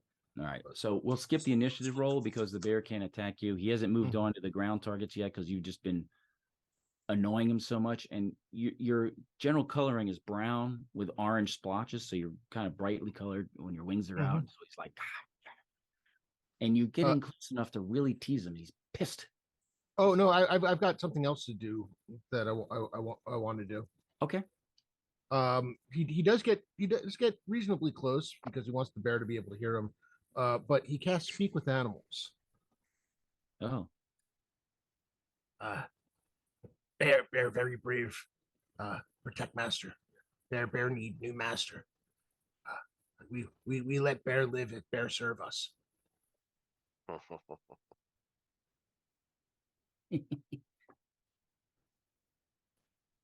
I will consult my player's hymn book signed by Gary Gygax. For to speak with animals. Little flex in there. I'm just jelly. I will sell this. I got a thanks, I already got one signed by him too, but it's a of all books, it's a 3rd edition. The 3.5. This is the one with the proper cover. Yeah, nice. I really should take mine out of the out of the shipping. This one was used. It was loved.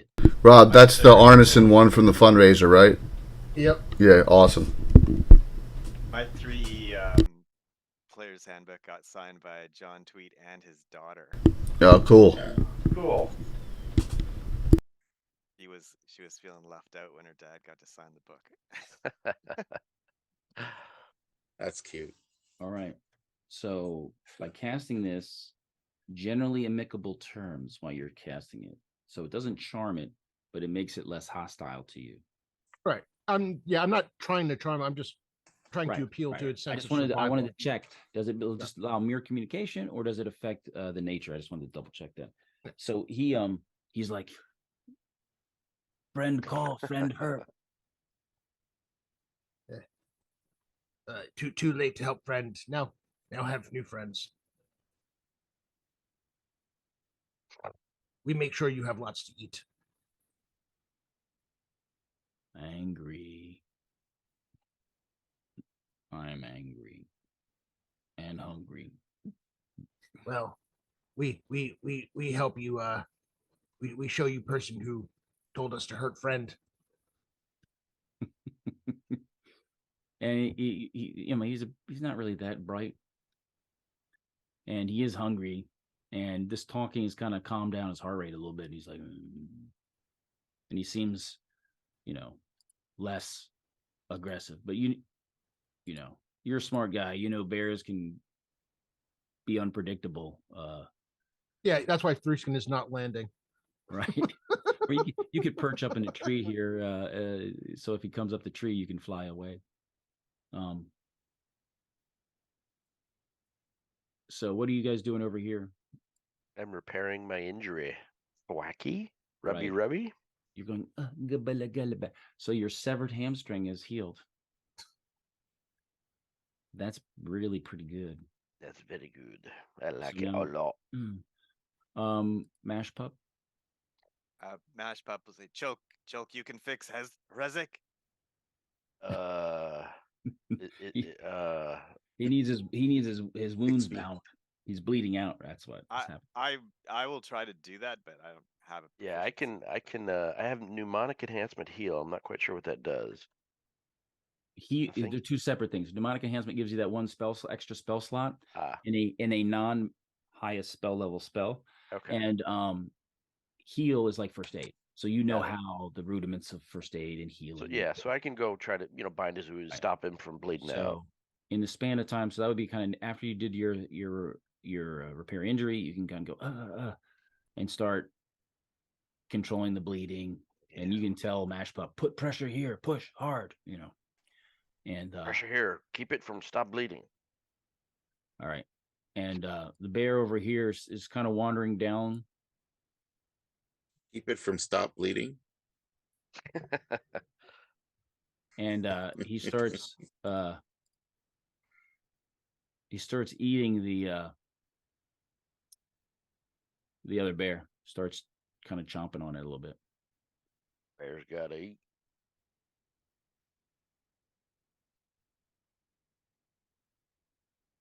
A little bit, He's digging in at its belly. Nom nom. So, do you want to ask it specific questions, Three Skin, or are you just gonna? Oh no, I'm appealing to its sense of survival and its interest in revenge. It's not really. If it doesn't understand revenge, just a sense of survival. It's an instinctual animal. So, and it's atypical of bears. The only reason they answered a call like that was because it was a werebear who has a lot more influence over animals. Because normally bears will fight each other for dominance, fight each other for the spot in the stream, kill cubs so they can mate with the female. I mean, they're not nice. They're scary animals that most people are unaware of.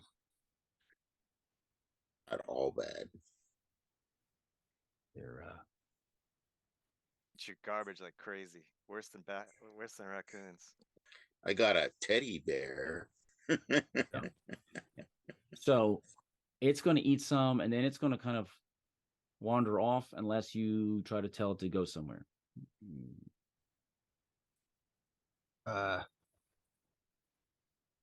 Morgan eats, and Three Skin points to where the cottage was.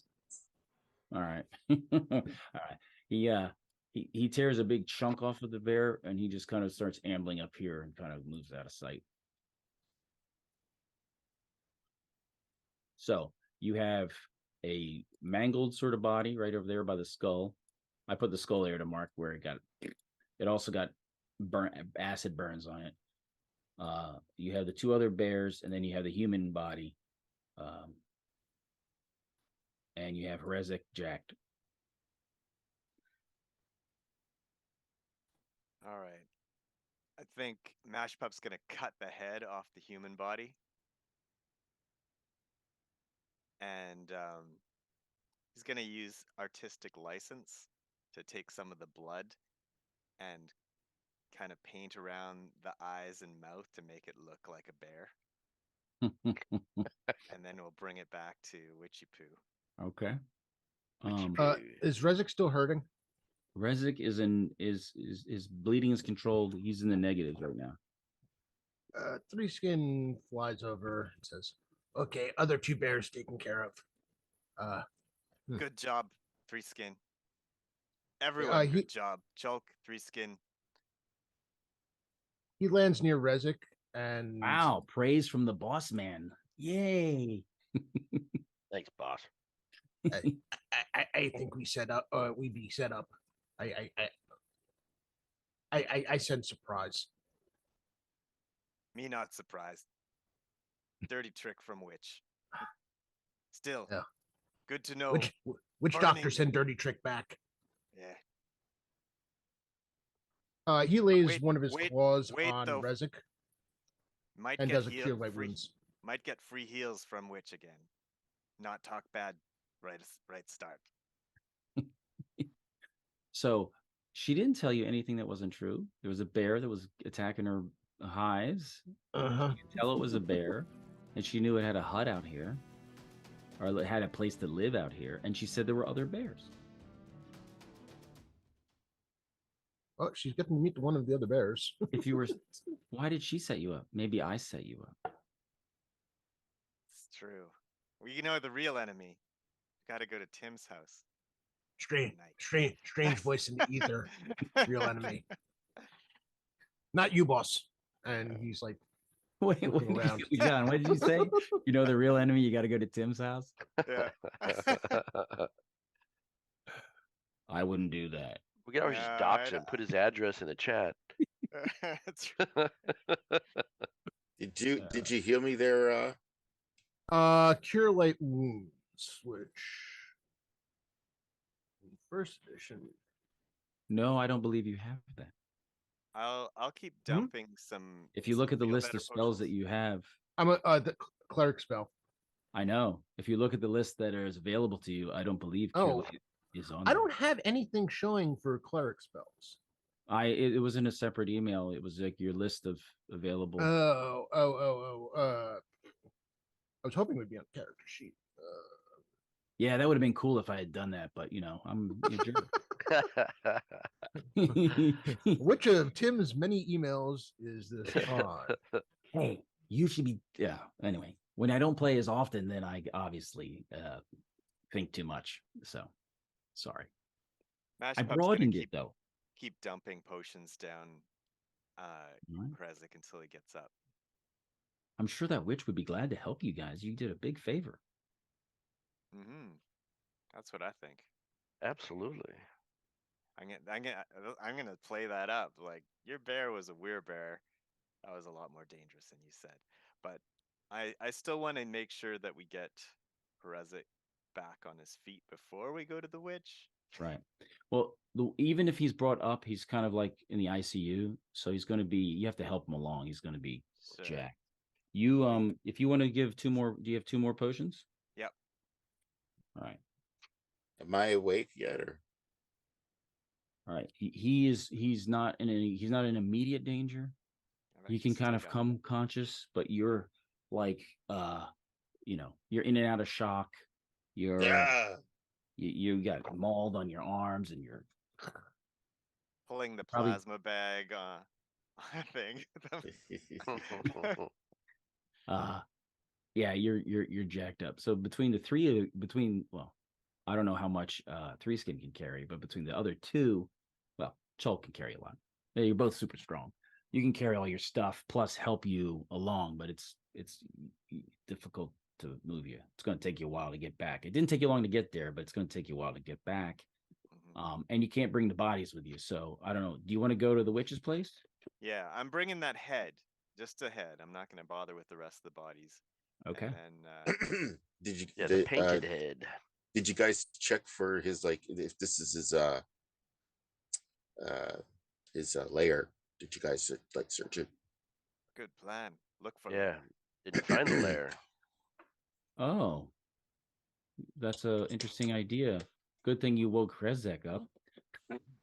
Always good. Always good. Wake up, brothers. In this thicket. Right outside by the bodies. Krezek good for something. You can see that in the thicket, there's areas where there's really good cover where, like, that's been fabricated. Obviously, not a bear did it. And so there's bedding that looks like it would be more appropriate for a person, even if they're a little primitive person, but a person. And you find a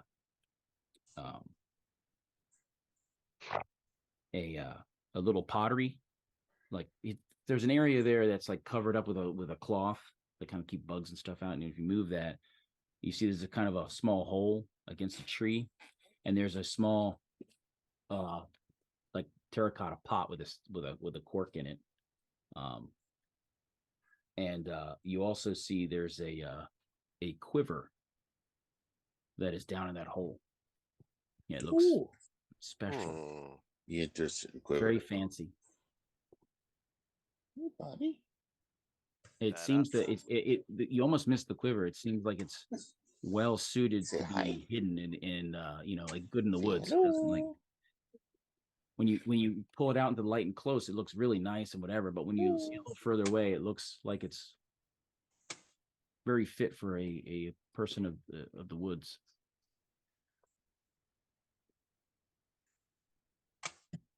Make an intelligence roll, percentile dice, each of you. Each of us.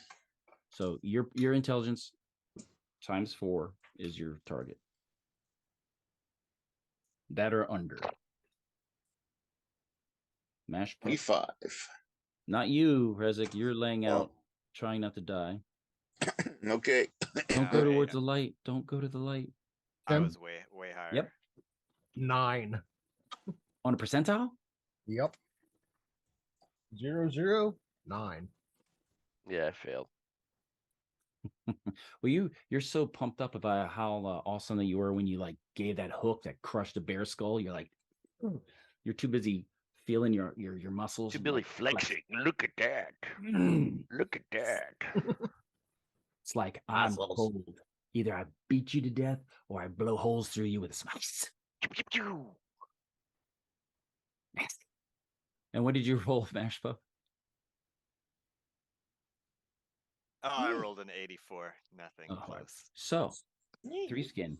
You're like, as you're moving around, your olfactory senses are a little bit more developed. You can kind of see some of the area when you move some of the leaves that are in there. You can see there's earth that's been disturbed.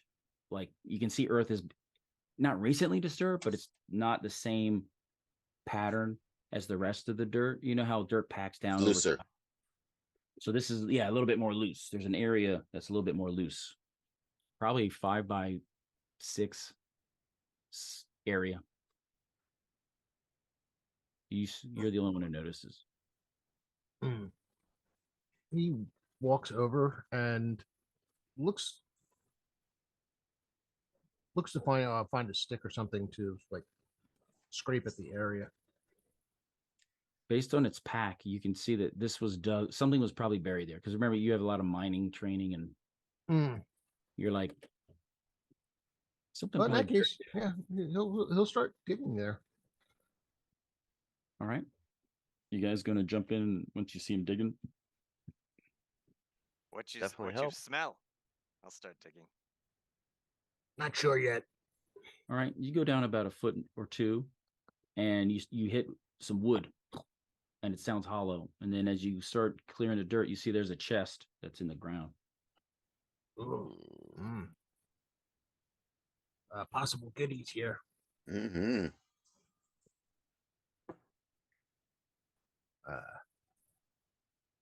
Fit out. Let's uncover this chest. Hey, when you dig it open, it's probably about 3.5 feet wide, maybe 2 feet deep. I mean, 2 feet, 3 feet long, 2 feet wide, 3 feet deep.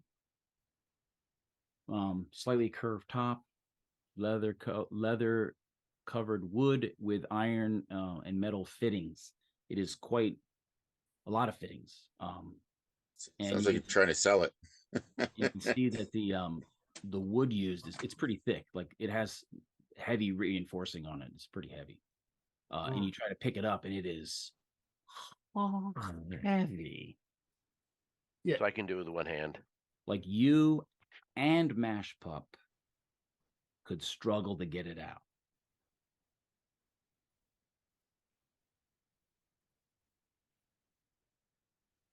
Well, it's treasure, so we're doing it. I think we find good stuff. Or no, I think I find good stuff. Good job. You're welcome. You're welcome, boss. You're very good today.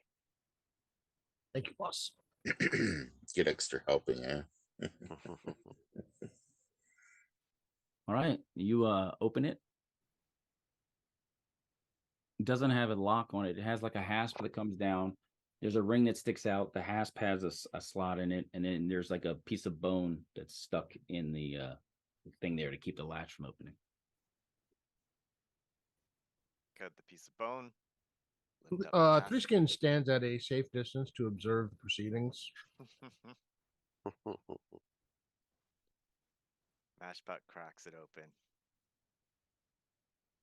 It smells kind of musty. It's been closed a long time. and you open it, and it is, well, it's filled with bags. There's like canvas bags, probably, like, think of a banker's bag sized. And there's a bunch of them in there.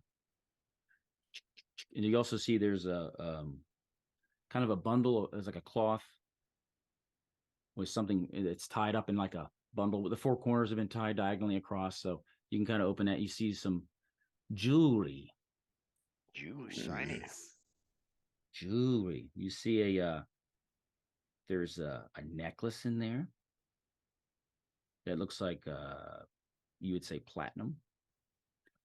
There's in the jewelry thing, there's a gem encrusted dagger and sheath. It's gold and silver with blue quartz gems on it. And there's a really fancy belt, gold with garnets and jade decorations around in there. That's what's in the little bundle of jewelry. And there's a smaller leather pouch, and it feels like stones are in there. And you find a variety of, 22 gems of variety, different sizes and clarity and such. But nice a treasure. lot of them are, this is the nicest that you have ever seen in your entire life. Just to be clear. Our lair have best treasure, attract many stupid adventurers. And in Mash Pup, you actually have that gold, like titled like necklace, that that badge of office, and that's like 150 gold piece, I think. Yeah, that's what it and says. It looks like junk compared to some of this stuff. This stuff's really fancy. Wow. Well, I'm putting it on then. What are you putting on? I like the belt, actually. The belt looks pretty good. The belt is worth a lot. It's gold with gems on it, so you can put it on. Hey, boss, your new favorite gets next choice, right? Go ahead, Three Skin. He found. Hey, you good in fight. I was the one he that found treasure. I was the one that suggested to search the lair. That was a very astute political move made right there, Mash Pup. That was like some smart leadership right there. Is there anything in particular that Three Skin's eyes would be drawn to, other than just? Well, you're curious about the gems because they're easily portable. A small leather bag. There's a necklace, but you kind of already have something on your neck that's magical. Yeah. There's a gem encrusted dagger and sheath. Yeah. So if Three Skin need dagger, things gone horribly wrong. So there's a small little pouch that has gems in it. I guess this will do. You take. All right. So you got a pouch of gems, and then there's a necklace and a gem encrusted dagger. Yeah, I'll yoink the necklace if anyone else moves. Right. It's like a kind of fairly heavy platinum necklace. It doesn't have gems on or jewels, but it's just a chain, but it's platinum. And then there's a gem encrusted dagger and sheath. You could give that to Rezik if he lives, or not. Thanks, Tim. I appreciate the optimism. Rezik, for you. Good fight. He throws it at him and he says thank you and then throws up. And then there's numerous bags of gold. All right. Well, let's haul that. Like a lot of gold. Let's haul that chest out of here. Well, actually, I think it would be wiser just to leave it here or close by, buried. Yeah, because if we go back to the witch with this, she might think it's hers. How do you know she's a witch? Well, I'm calling her instead of using the B word, I'm calling the W word. She healed you. She was a nice old lady. She gave you something to make your weapons temporarily. As far as I'm concerned, she led us into a bad situation because I'm on the end stick. She gave you something. Now the wise guys here, they know that were creatures aren't harmed by normal weapons. So she knew. If you didn't have magic, it wouldn't work. So she knew what she was setting up against. Yep. Mash Pup not problem though. She send us to treasure and victory. We win. Rezik, you get better. No problem. Reskin sent her a gift in return. If you guys want to hang in the area and rest for like 8 hours or so, I'll let Rezik be able to be ambulatory wounded. This place seems fairly defensible, so how about we rest here? Yeah.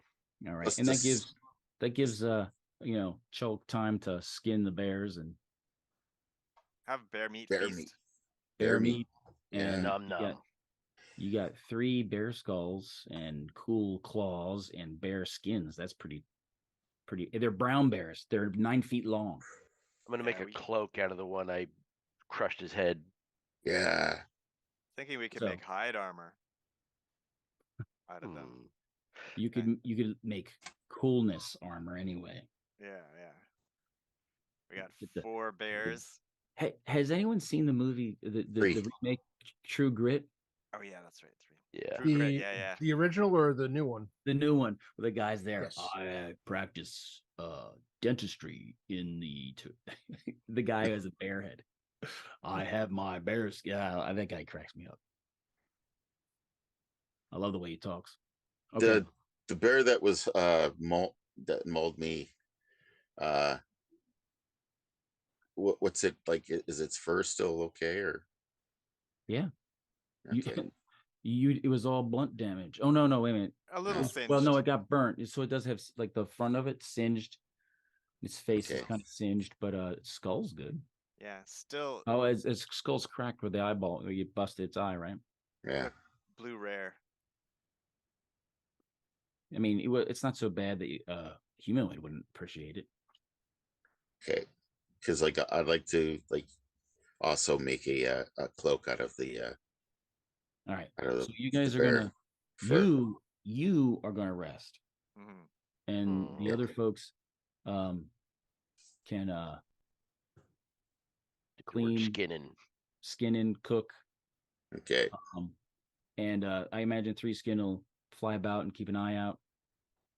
Yes. And you see the other bear wandering around here and there in the area, but doesn't come this way. Alex, what are you doing in here? Not playing. What? I don't have Twitch open, so I don't know what's going on. Yeah. He's in the chat. Yeah. Could have used your help here, Alex. No cut of treasure for you. No special treasure. All right, so you rest up. It gets towards nightfall, so you can start girding your loins to head back to Greta's house. Greta. Old Greta. Hungry Greta.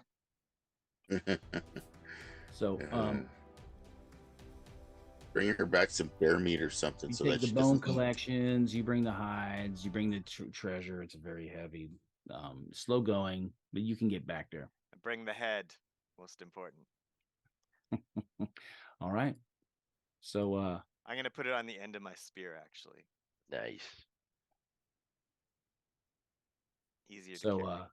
It's easier to carry a human head. So we can go back just to the players, Jay.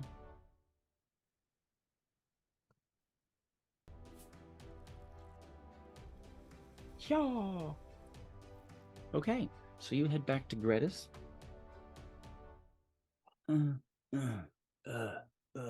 She's like, "Oh my dears, look at you. You living? Did you take care of my bear problem?" Yes, kill your werebear and many other bears. Oh, that would explain a lot. I didn't know that. Didn't know what? It was a werebear? You lucky guess for magic oil then. Well, I know you could use help. You guys could always use a little help, right? Mm-hmm. use more help now. Get healed. I see you found some wonderful treasure. Told you we should have left it. No, good treasure. Yeah, it looks like you did really well. We are great. We did many great things. Healing? Come in. Come to the gazebo. I'll heal you. All right, I'll go into the gazebo. Heading into gazebo. What about you, Three Skin? Do you go in the gazebo? Three Skins can actually perch on top of the gazebo. All right. Yeah, you're full. You're full. So I'm kind of looking down underneath, She does it. Well, see, you did repair injury on yourself. She's going to help anybody who's been does Rezek, he didn't have any additional trauma, just got jacked up.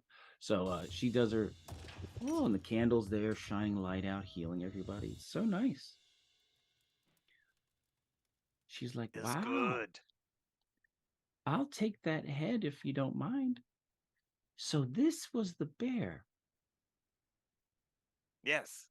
Him turned to man after dead.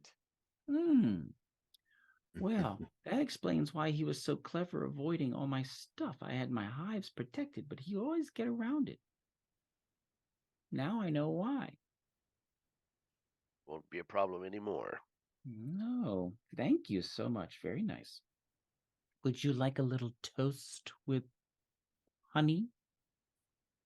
Yes. Honey? Honey sweet.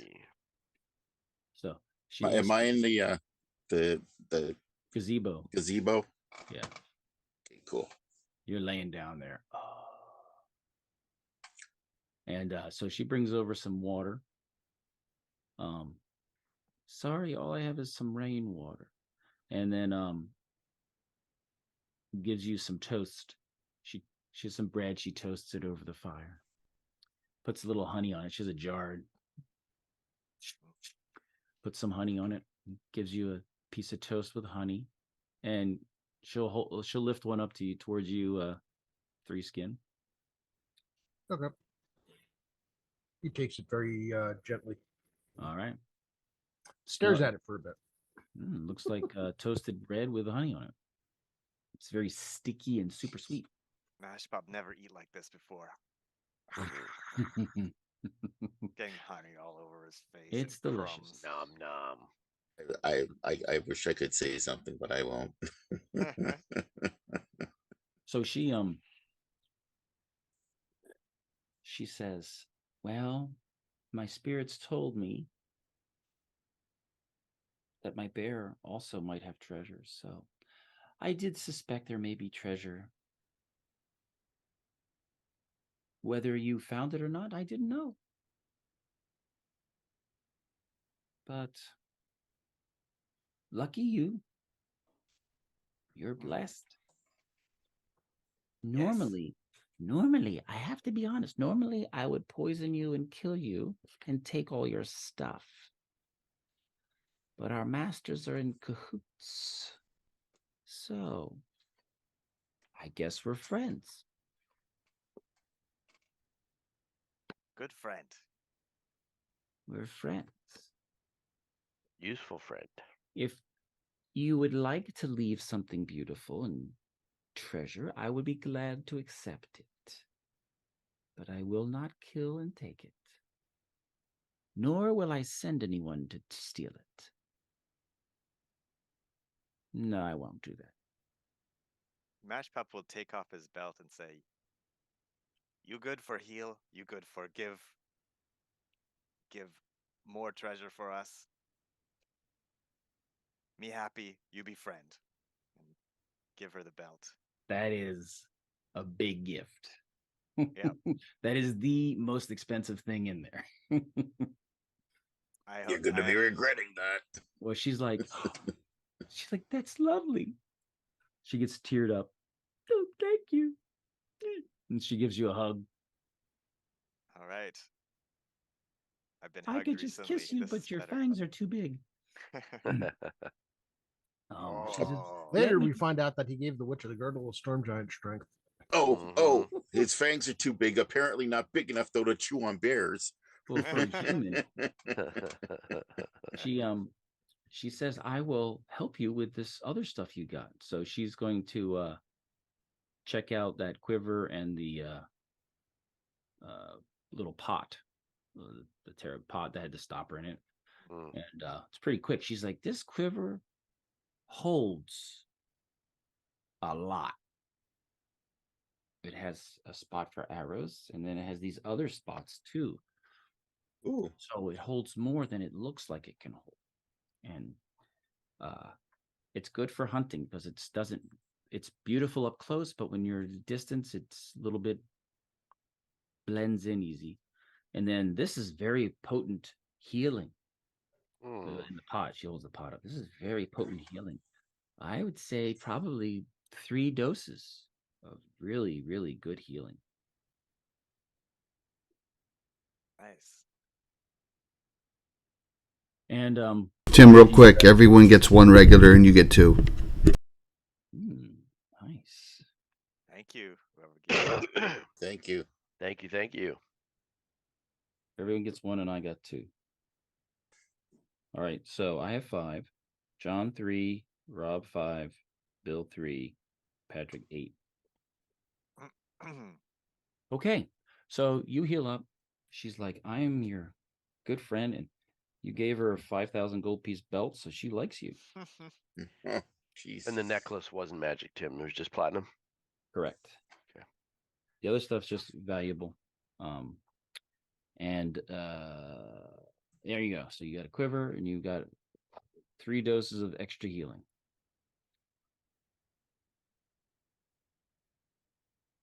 And your bear stuff. And you guys will be healed up to full.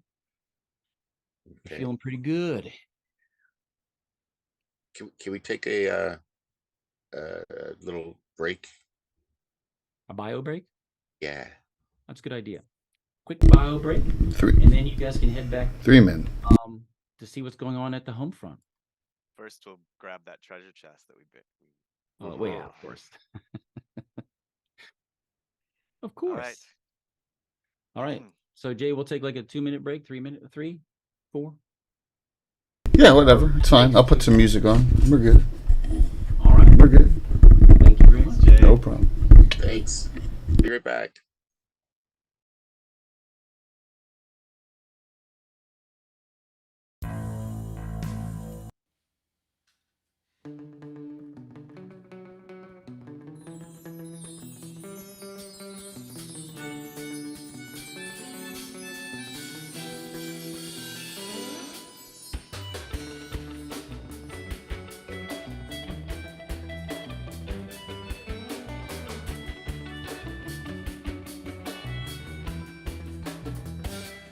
Got me talking in my head, thinking right out my mouth. It only take one thought to send my head through the clouds, yeah. Spend the rest of my days spiraling down. My heart's greater than the Great Dane, difficult to tame. Should've tied that shit up in chains, but you can never do it. I swear you never stop running away, oh yeah. So try to relax, just try to relax. Try to relax before you start losing yourself. You already have, and I don't know if you're ever coming back. You got me beating my chest, yeah, like a gorilla. Don't know if you're ever coming back. You got me beating my chest like a gorilla, yeah. Don't know if you're ever coming back, but I'll be beating my chest like a gorilla. I said like a gorilla, yeah, yeah, like a gorilla.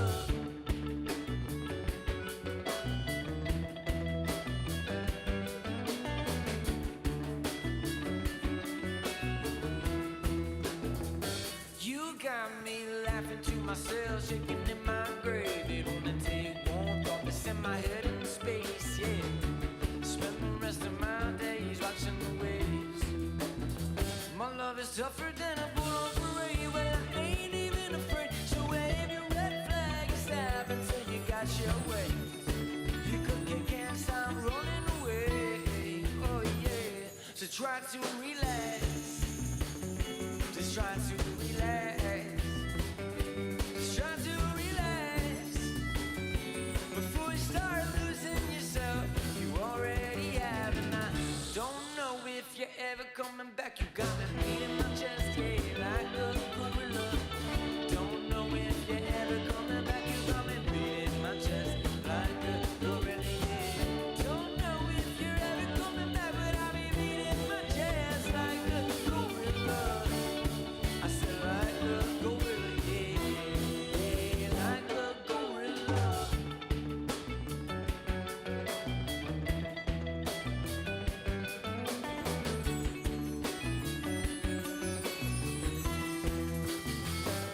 Try to relax.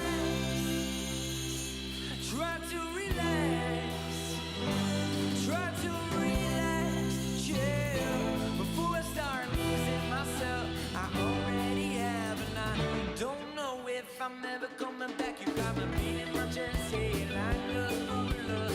I don't know if I'm ever coming back. You got me beating my chest like a gorilla, yeah. Don't know if you're ever coming back, but I'll be beating my chest like a gorilla. I said like a gorilla, yeah, yeah, like a gorilla.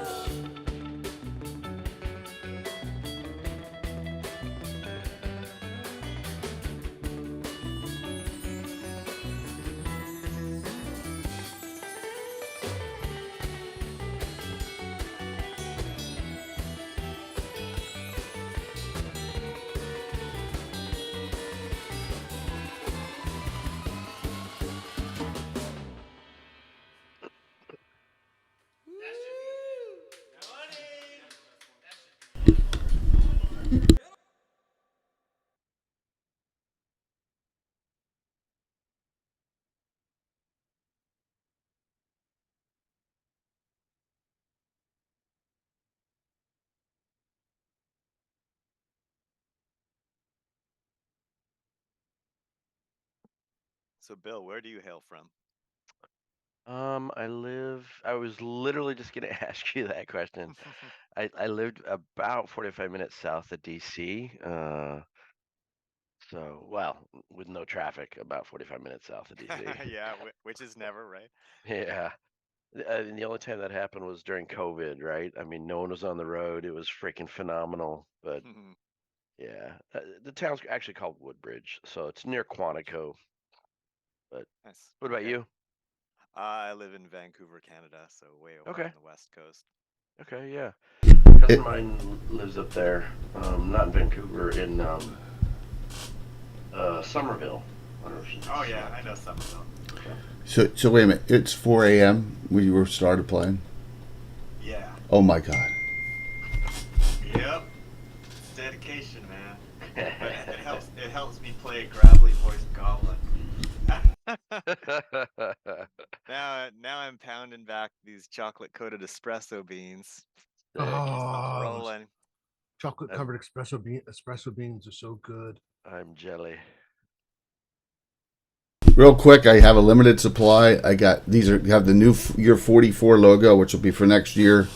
I got a limited coffee mugs. There you go. So if you're interested, reach out. Cool. Year 44. By the way, Jay, it looks like I will be at Founders and Legends. I just need to figure out how to do the hotel thing.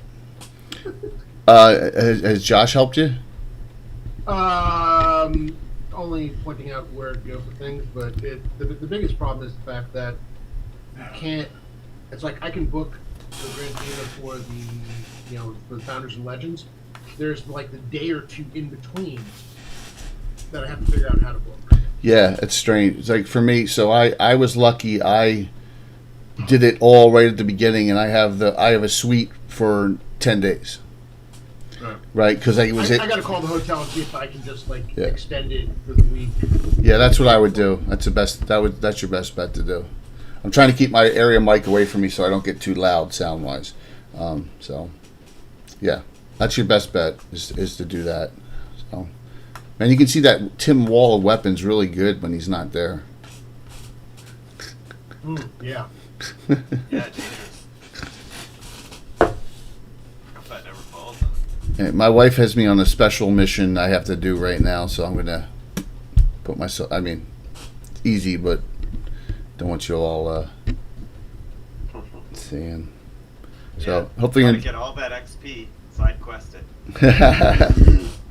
Hopefully everyone's enjoying the game, and thank you for the support. We're the top D&D stream of the morning, of course, because it's the ever mysterious Tim, right? Can't beat that. So the big next game is Thursday night, where I have the redo of the one that got canceled 2 weeks ago, the post-joust celebration with Heather Hex, Darling Creepshow, Little Bones, Little Bird. It's going to be awesome. As you can imagine, it'll be debaucherous. So, with them. So that'll be a fun time. But we're on tomorrow night too at 7. We finish up our discussion on the Age of Worms era in Dungeon. So we're going to go over Dungeons 132 through 135. Anna, Mike, Mike, and myself. That's tomorrow night at 7. So, all right. I will see you soon. Hello. Yeah. No, I was thinking about wearing that, but I didn't. Figure. I had a tooth problem. So who's going to carry the pot with the extra heel, and who's going to carry the quiver? Hey, boss, I should carry I'll the carry heel. the quiver. Sounds good. Yeah, well, there's only one. You have one guy with a bow, so probably him. Makes sense to me. And then Chulk, since he's the full cleric. I think that works. Okay, so Chulk, you have a little pot with 3 extra heals. And then Rezek, you have a quiver of holding.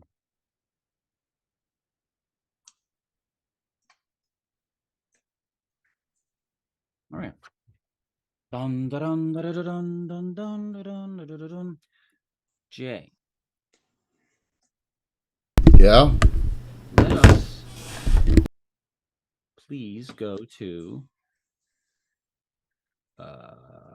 Yarglock Upper Works.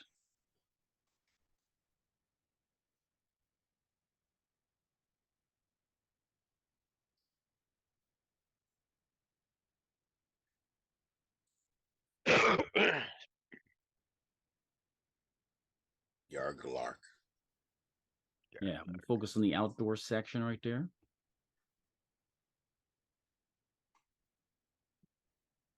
How's that?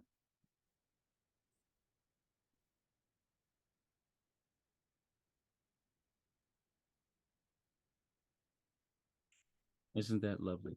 So that's the top of the hill, right? And your cave is down below it, whatever.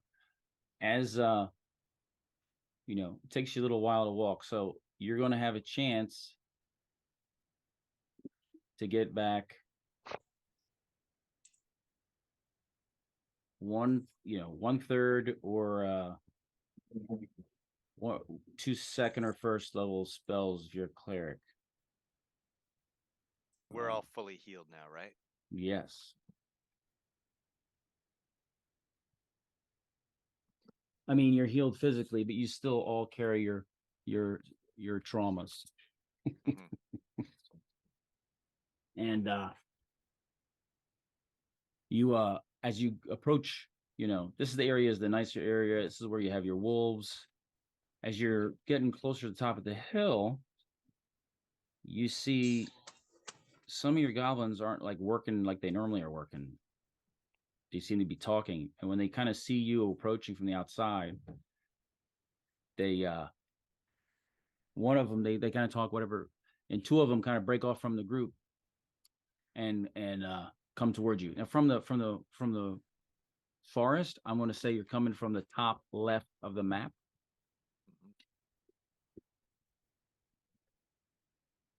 And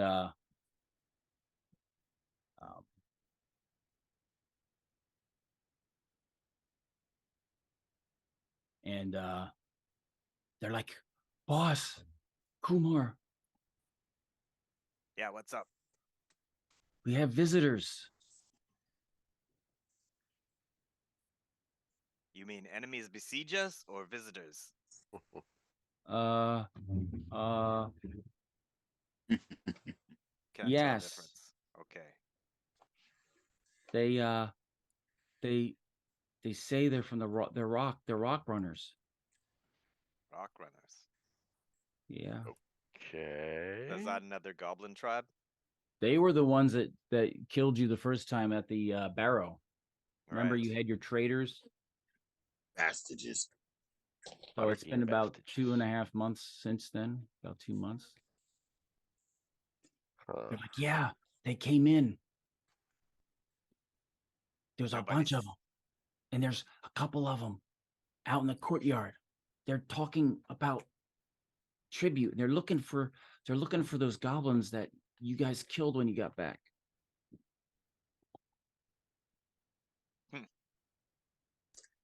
Guess they need to be taught a lesson.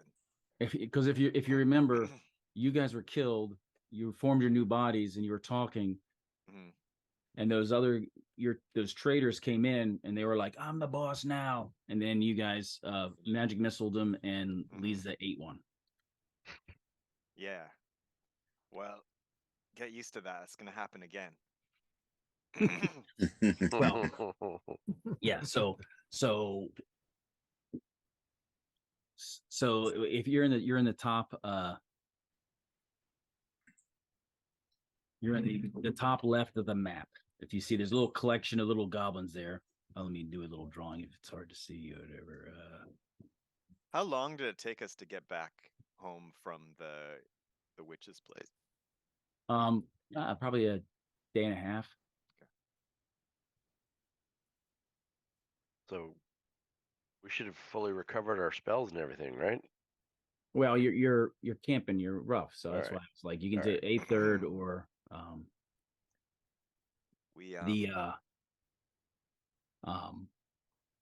they say there's like this many, and they have a sorceress with a staff with a beautiful dress and some big he's calling himself the Mager. And he says they're expecting tribute back at the king's place. The Katur is expecting tribute. All right, we'll give them the tribute. In steel. So let me think. I think if we zoom in, into right near the cave entrance, the stairs down,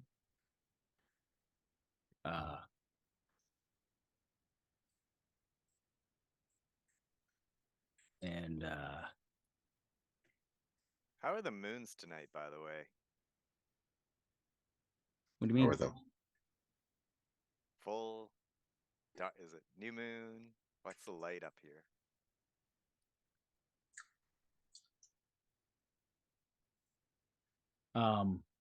It's a great idea. Great question. I'm gonna say my concern is I got mauled by a were creature.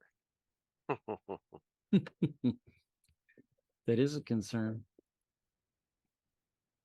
You don't feel anything.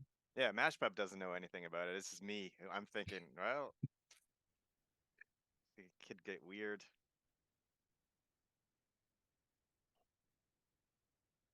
Oh. Anyway, as you what's this? Oh, there we go. Yeah, as you're approaching, a couple goblins you don't recognize come up the stairs out. And they're like, whoa, they seem a little intimidated by the largeness of you guys.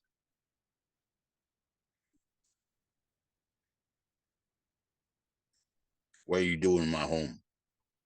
So you're like, as you're approaching, some of your other goblins were like, That's them.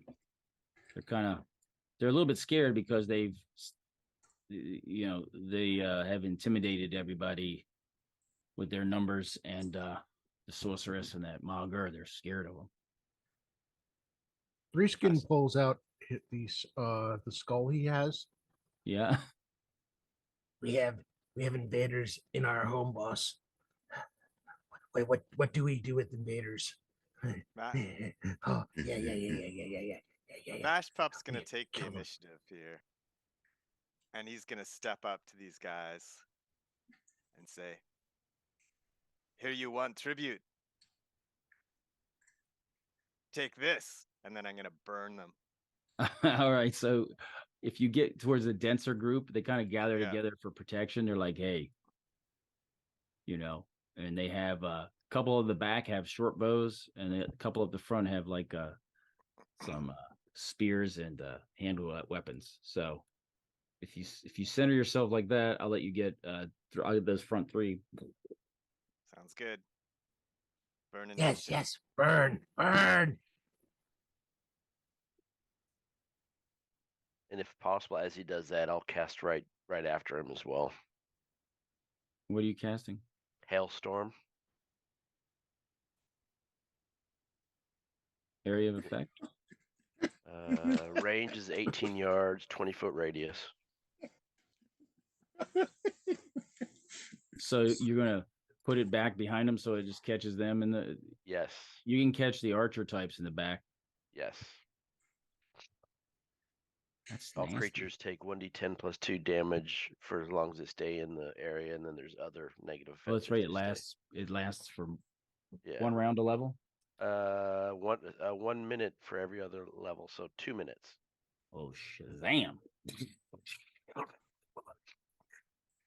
Okay, so roll a half action.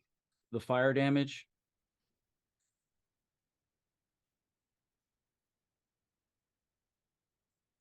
Just 3. What? Are you kidding? 2d6, rolled a 1 That's and a 2. Hysterical. There's your tribute. It's paltry tribute. Yeah, actually, though, these are like the super peons. So they actually they fall down on the ground. Roll damage for your 5, 6, 7. And they reduce their sight range to 4 yards. Oh yeah, they're reduced all right. These are goblins, remember? Bloom, bloom. Remember when you guys were super badass goblins with like 7 hit points? Yeah.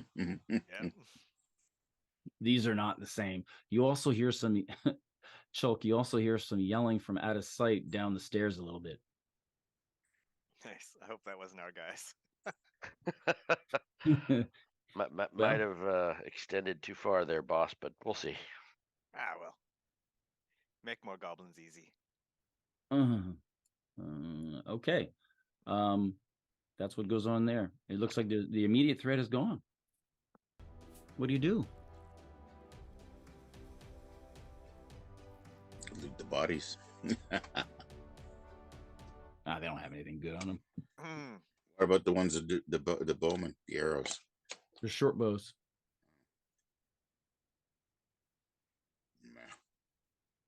So I'm gonna yell out then. All of our tribe, kill these invaders, drive them out, destroy them. You yell that down the tunnel? Yep. All right. How rude. This is Yarglock. Yarglock. Yeah, there we are. Yarglock.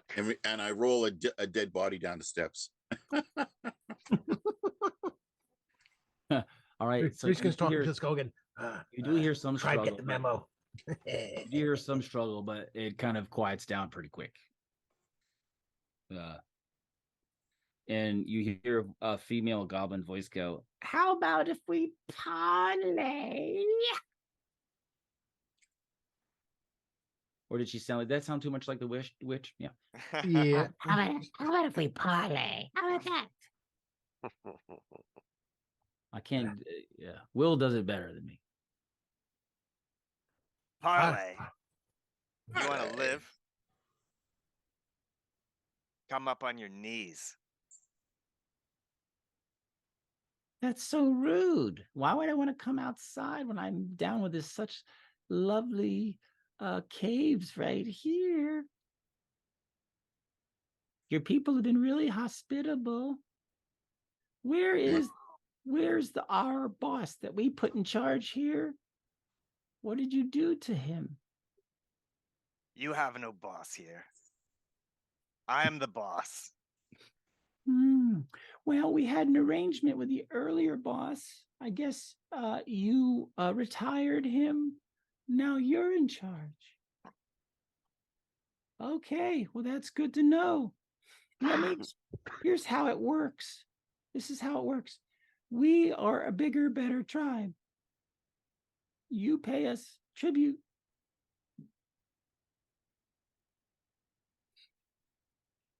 We are bigger, better tribe. You are stupid. We kill them. Let's run in there and start wrecking shit. All right. Running in. Okay. Jay will slide to the right. Oh, wait a minute. I gotta go back. There we go. To the underground portion.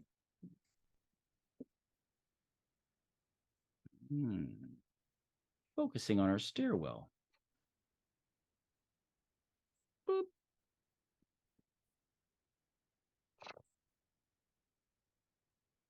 Boop. It's a pretty nice place. How did we come about it? You were born here, and you just had him. You had him, dig this out. All right, who am I missing?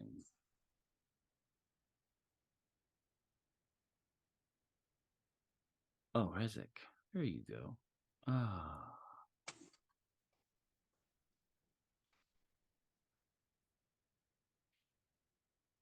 right. You see some goblins at the bottom of the hallway. Down here. You see some at the bottom of the stairs.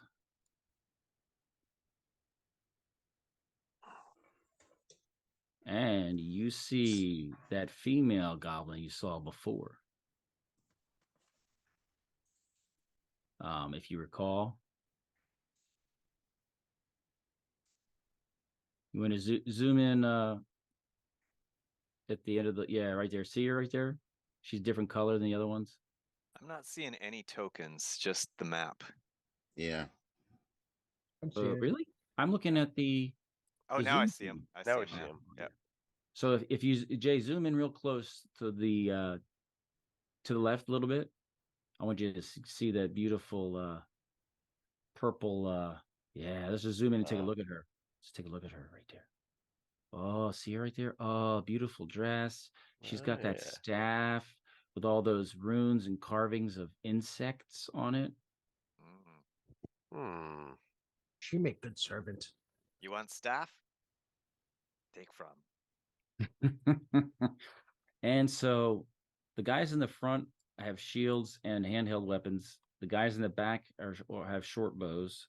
Are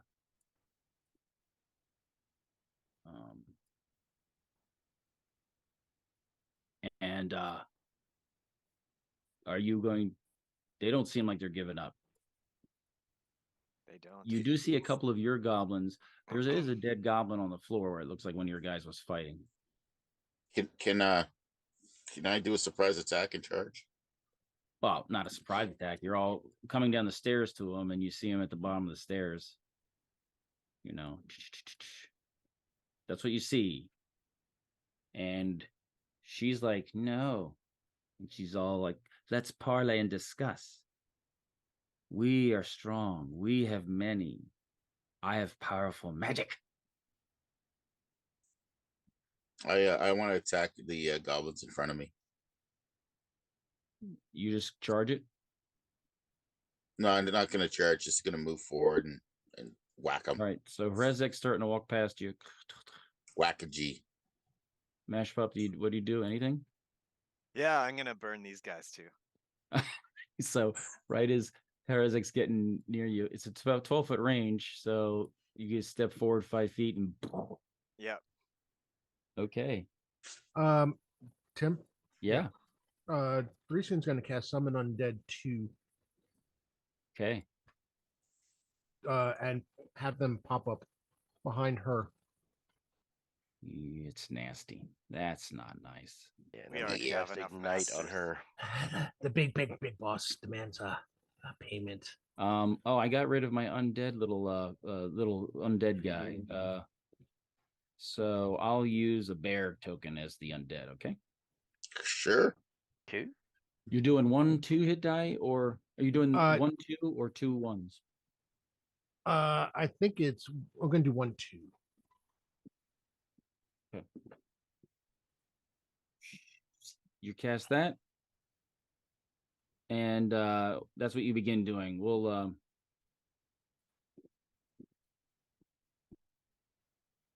We'll say that the flame goes off, you cast your spells, the archers fire, she does something, and that's what we'll say. That all happens simultaneously. Okay? Damage on the 4. The weakest flames ever. It actually though,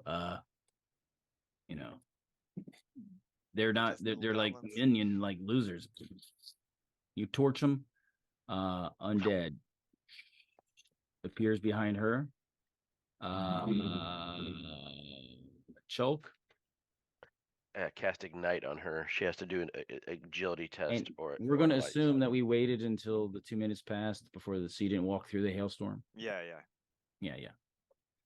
Well, he can dispel it, right? No. Go ahead and say that again, please, Choke. So I cast Ignite on her, and if she just has to successful agility test to extinguish it, if she doesn't, it's 2 to 5 hit points per round. That's not nice, man. You guys are not nice at all. Okay. She is doing something with her.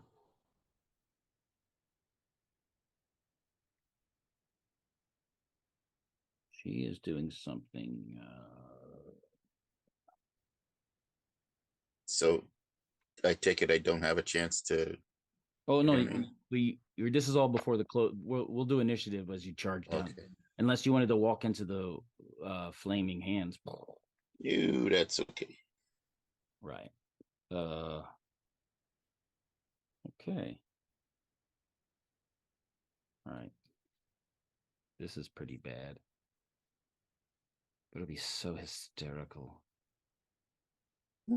if it works. I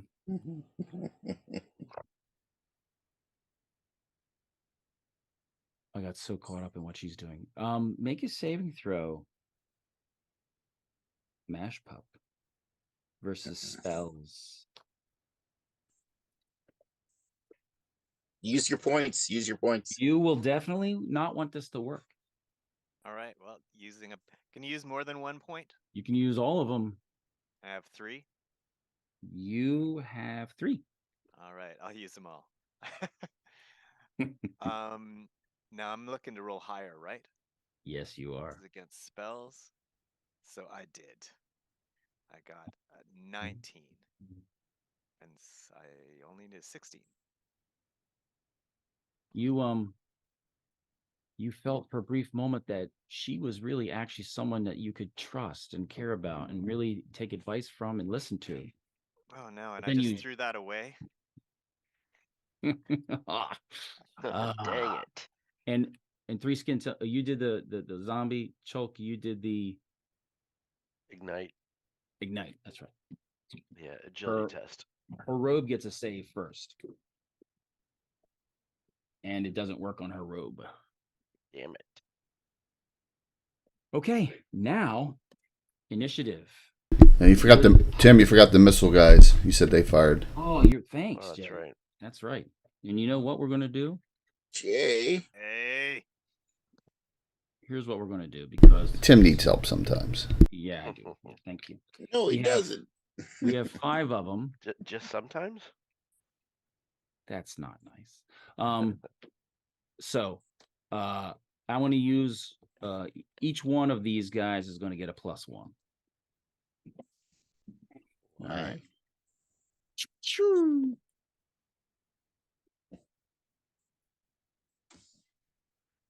Three skin has the best armor class ever. These losers.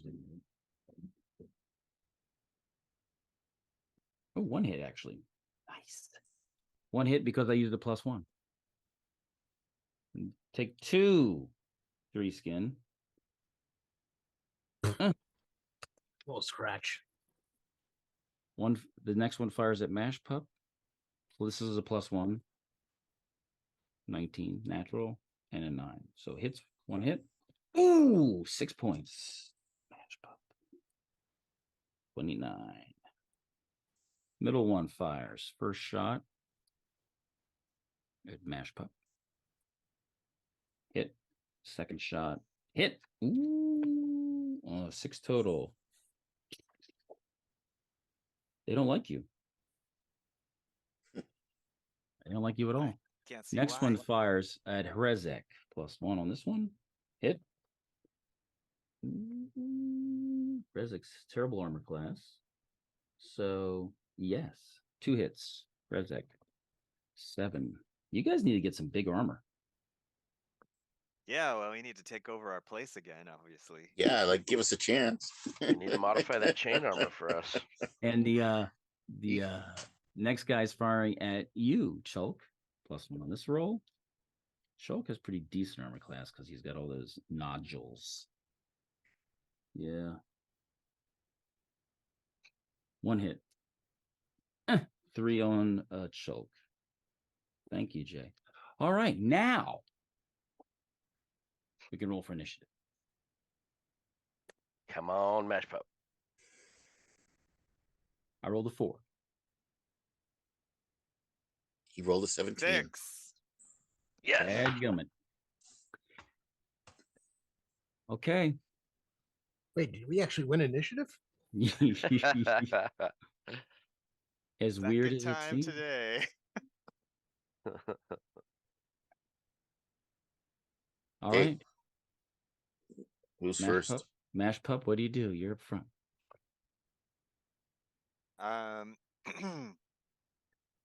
I'm going to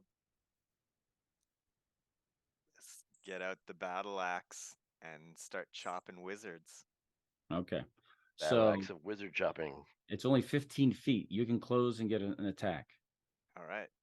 Doing it. She is activating her staff, just so you know. Hrezek? I will pummel her. Same thing. Babadoom. Ooh.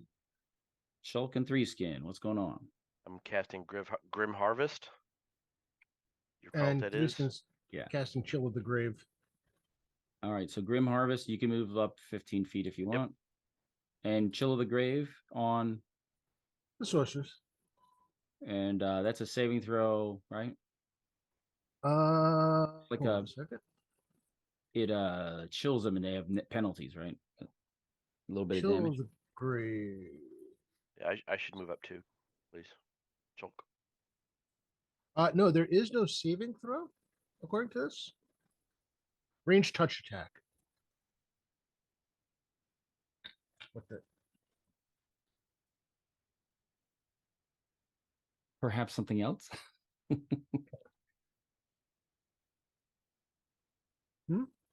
Are you going to run up and touch her? No, I don't. Is Chill the Grave from like a different edition? Because yeah, it is. Yeah. Okay. So how does this work? How would this work then? Because it's a ray of beam that comes from my pointed finger. And in third edition, I guess this is from. It would be a range touch attack.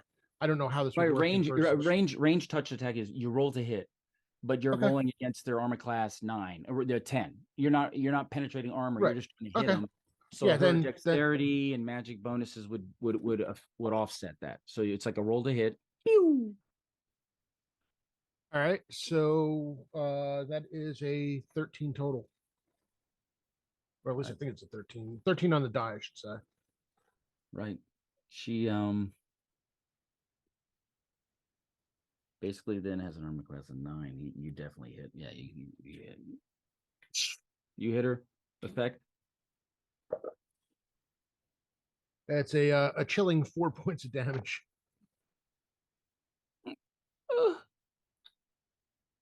Well, hit points matter. Roll a hit. Mash pup.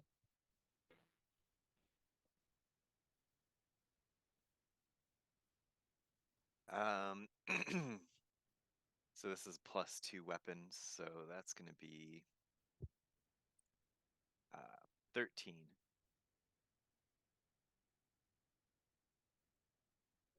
You rolled a 13? 9 on the die, but I think it comes out to 13 with Yep, the you +2. hit. All right. She cannot sustain that too much, so try to be a little nicer. Is is 13 damage nice enough for you? How did you do 13 damage? I rolled an 8 on the die. It's a +2 weapon. I've got my strength bonus, and then I've got the dirty fighting. Dirty extra fighting. D4. How much damage did you do? 13. Decapitation. That was probably one of the best hits you've ever seen Mash Pup do with that stupid axe. I know. I roll so crappy with this thing every time. This got potential. Boom. And choke. I cast the Grim Harvest. Oh no, you did that. I meant Rezek. All right. Well, is she still standing? This is all simultaneous. You're pounding her with an iron shot staff. An 18 on the die. 4. No, 1. It's a 1. So total of 4. You rolled. This one she's a small creature, so it's 1d8, right? Oh, it's 1d8. Yes. Okay then. 5 plus 2 is 7. Oh. Choke. You feel some strange healing energy, and you feel like you're back up to full. I like it. She goes, and you see insects come off of her staff, and then she just goes. It's like the axe chops in here, and then the iron shod staff hit her here, and it shoved her against the blade and chopped the top of her head off. Yeah, high five. Yeah. Boom, boom. That just happened. And a zombie appears right here behind her. The archers right there are horrified. They're all like, these two are backing up. This one's backing up. Maybe we should force them to be slaves, boss. Good idea. Yeah. Collect tribute from us, will you? You'll be surrender paid for the or tribute. we eat you. All right. This guy backs up. He's still going to shoot. He's going to shoot at the. He's going to shoot the closest thing, the zombie. 1 hit.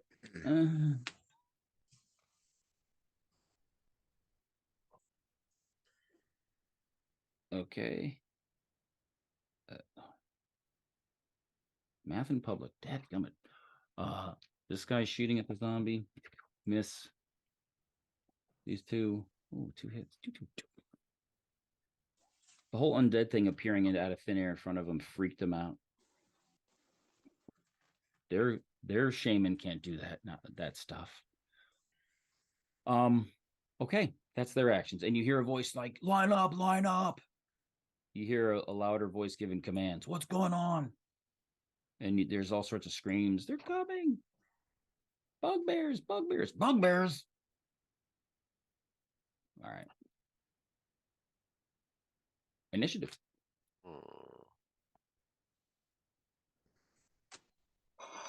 Back to normal. Got a 1. I rolled a 2. Okay. You hear a loud voice say, hold on. There's been a misunderstanding. Let's just talk about this first. You had your opportunity to talk. That sorceress doesn't talk for me. I'm a warrior. I'm a Mager. I will talk to you.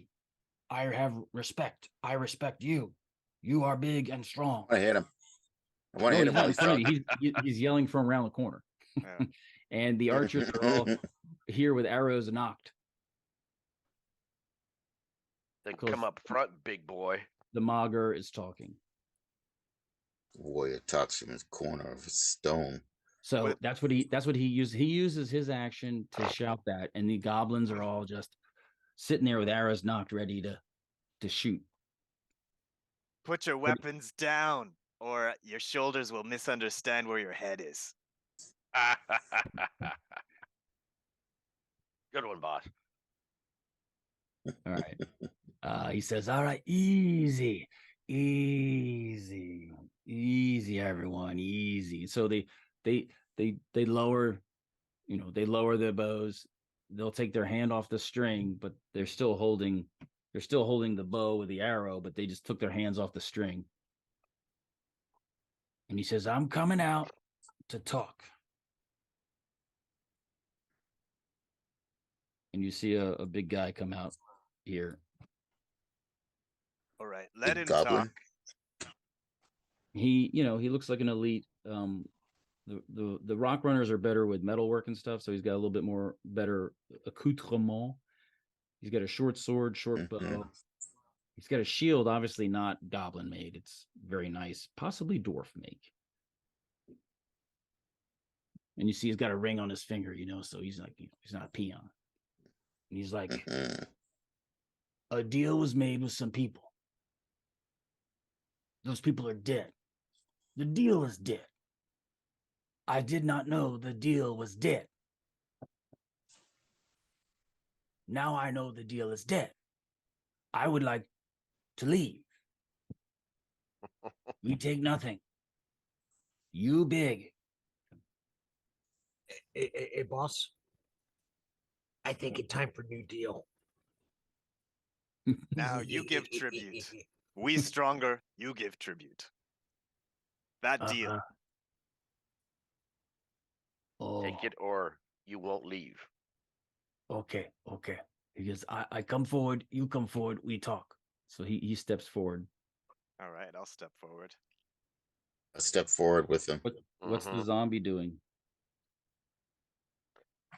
The zombie takes its place by Mashpup's side. Okay. The zombie walks. I didn't realize that was our zombie. Yeah, Rizik. Yeah. Nice. All right, so he's like, close enough. You strong. Yeah. Big. Bugbear boss. Yeah. Hey. I'm not in charge of my tribe. I champion in tribe. We have Qatar. We have Goblin King in charge of rock runners. And now Chulk knows this guy. This guy was one of the bodyguards, one of the elite of the rock runners, because Chulk was originally from the rock runners. Of course, he doesn't recognize you at all. But I recognize him. Yeah, he was just a typical jerk warrior, but he was better than average and survived, and it's one of the elites. But I have an idea of like how many. Sorry. Oh, go ahead. It's quite possible that he could have risen to Mager, which is just champion. The tribe I have a good idea of like how many goblins were in the tribe when I left, right? A couple hundred, 300. And how many do we have? I believe that last count I sent out was like I think it was 175, something like that. So lean over pretty big. You attracted a lot of small groups join because the thing is, you guys got wolves. They don't, because they're way up in the mountains, but it's hard to get to them in the mountains. So they don't really wolf ride. They kind of climb and run. That's why they're called the rock runners. So I'd lean over to Mash Pup and whisper, they have about 200, 300 goblins, boss. Maybe ally? Yeah. So we tell your king this. We are free. We do not pay tribute. We could have alliance. Protect each other against threats from elsewhere.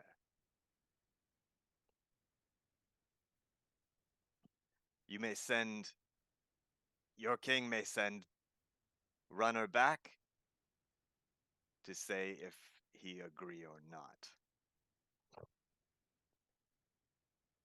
Oh, okay. He gonna want tribute though, but I will tell. Is the witch their sorceress or whatever, the spellcaster that he had? Is she still there? She's dead. Her body's there. Yeah. So I'll pick up her limp head, like I'll pick her up by the hair, and I'll go, "There's your tribute," and I sort of plop it down in front of him. I'll say next time he sends someone for tribute, make sure it's not you.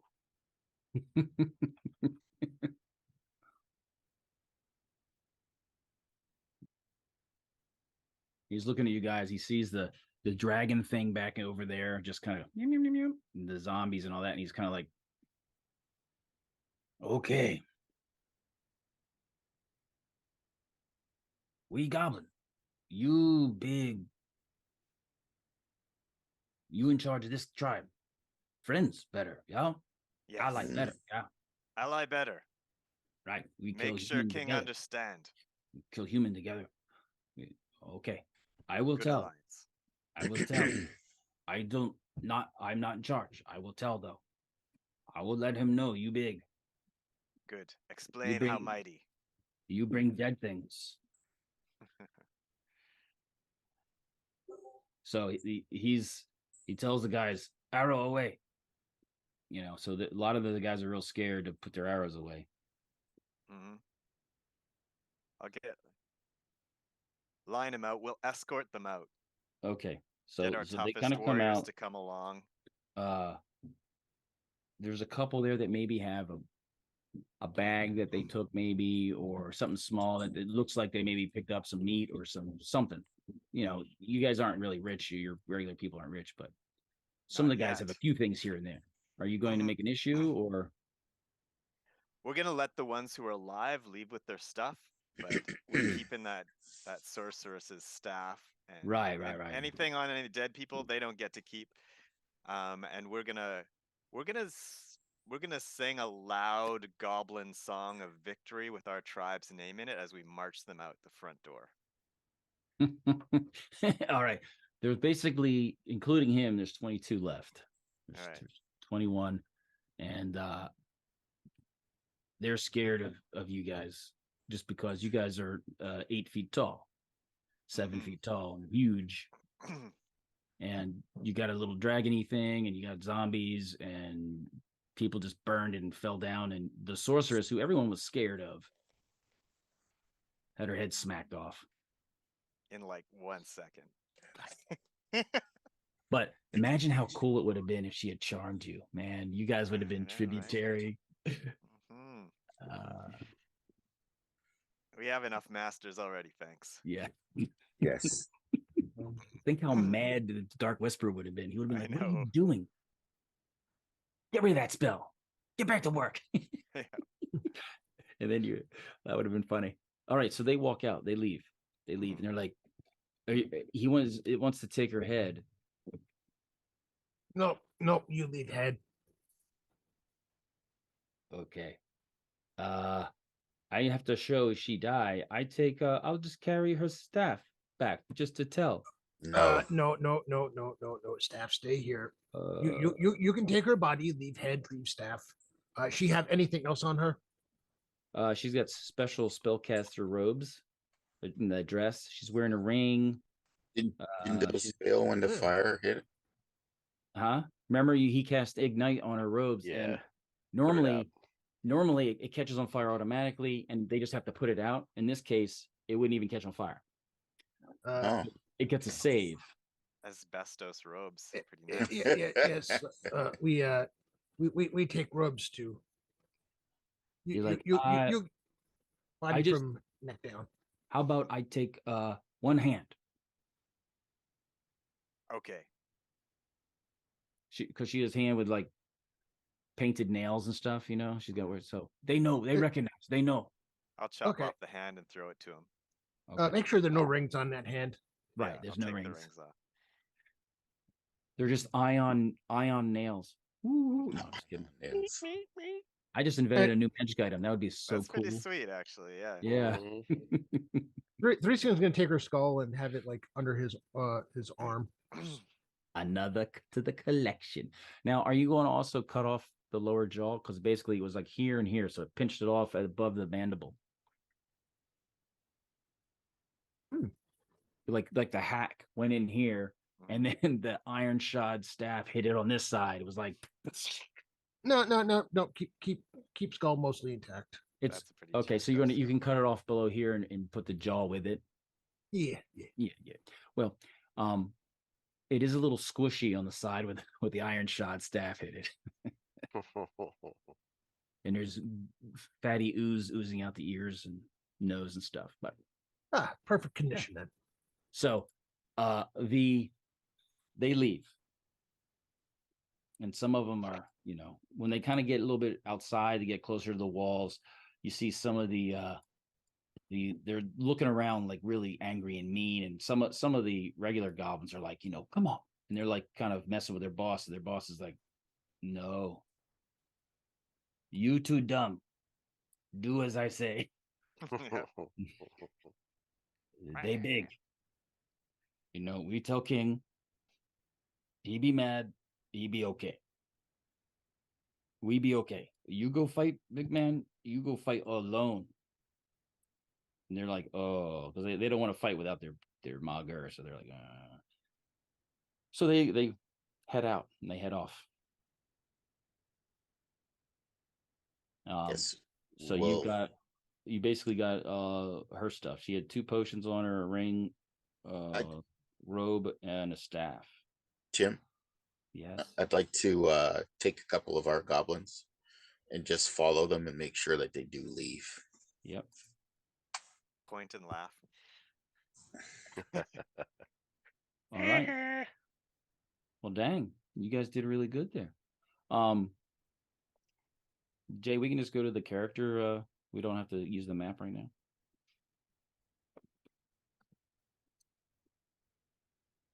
It's you guys. Of course, you don't know how the staff works. Not yet. but you know who you can take it to if you don't cast identify yourself. Friends for a while after that belt. Yeah. So they leave. They killed a couple in establishing dominance, but the sorceress and the story about how you died the first time was enough. They were like, so everyone kind of played it cool instead of fighting super, super hard. The reason they're up at the top is they tried going in the lower level and were getting their ass handed to them. So they decided to just talk up top because your traps. They were like, this is not going to be safe. And they just wanted tribute. They didn't want to go in and interfere too much. So they head out. And you guys did well. Yes, you guys can go and where do you put your gold? Where do you want to keep all that? You want to count it? Yes, definitely count it. You're gonna need Chulk and Threeskin to help you. Okay. Yeah. If Lisa were here, she'd help you because I know how she'd count it. Yeah. So Mash Pup is he's a savvy guy, and what he wants to do is this is the treasure of our tribe. He's the boss of the tribe, but this is for the tribe. So first of all, he thinks save half the treasure, but the rest we're gonna use to make our lair better. If people can still just walk in here, that's not okay. So first we need to buy some loyalty. So he's gonna make sure all our warriors get some money. Okay. But we're also gonna find out who caved too quickly here. So people like Are you running for prime minister? Yeah, that's right. Lisa and Three Skin are kind of canny, savvy people.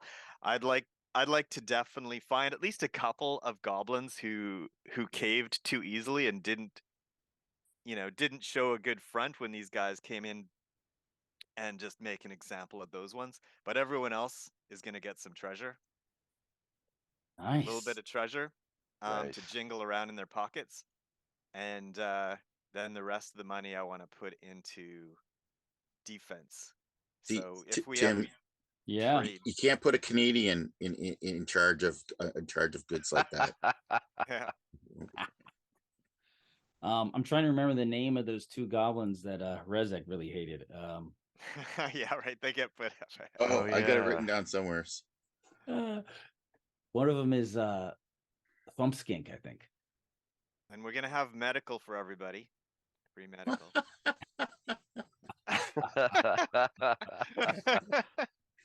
So, but you have to have this card.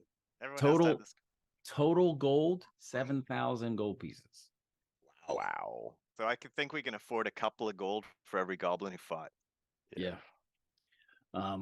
Too bad you don't have smaller change. But you do have some smaller coinage from the lesser guys you fought, the adventurers and stuff. You have some copper, so you can even give some of the females copper, and some of your tunnelers that didn't fight but are like really good at tunneling. You have some specialists, so you can give them. Sure. They're all like, "Oh, you're the greatest. Kumar's great." Yay! He bring back elf.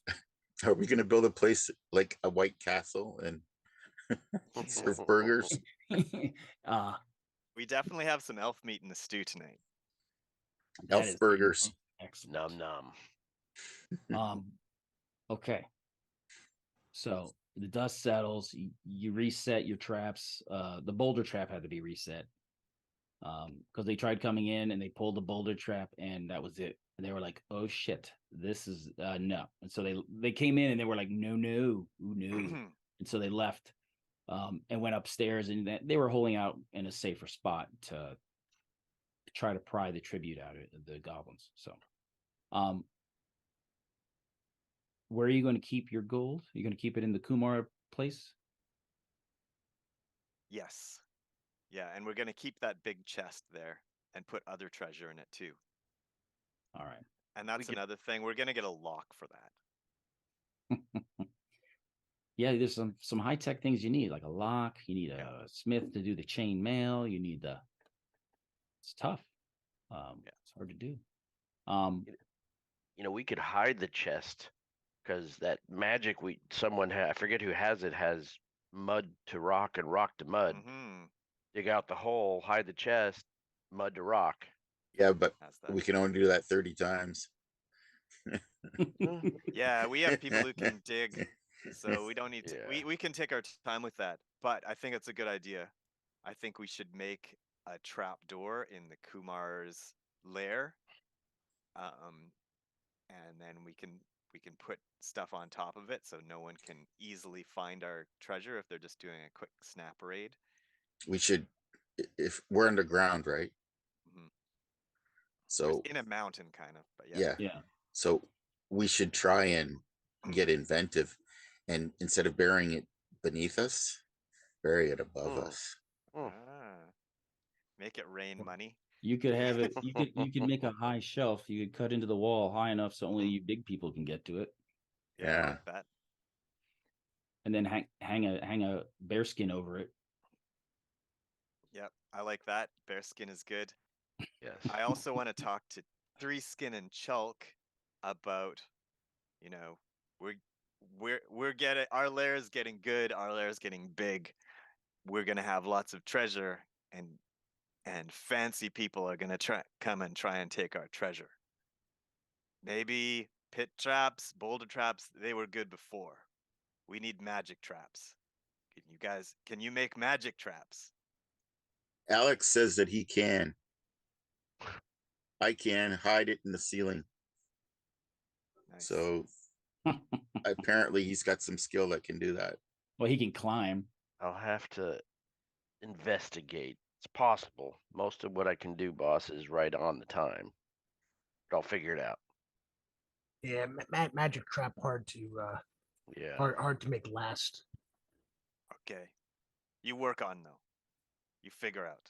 Yeah. The Lisa can do things where she casts an illusion over something, so it can remain totally hidden and unseen, unless somebody dispels it.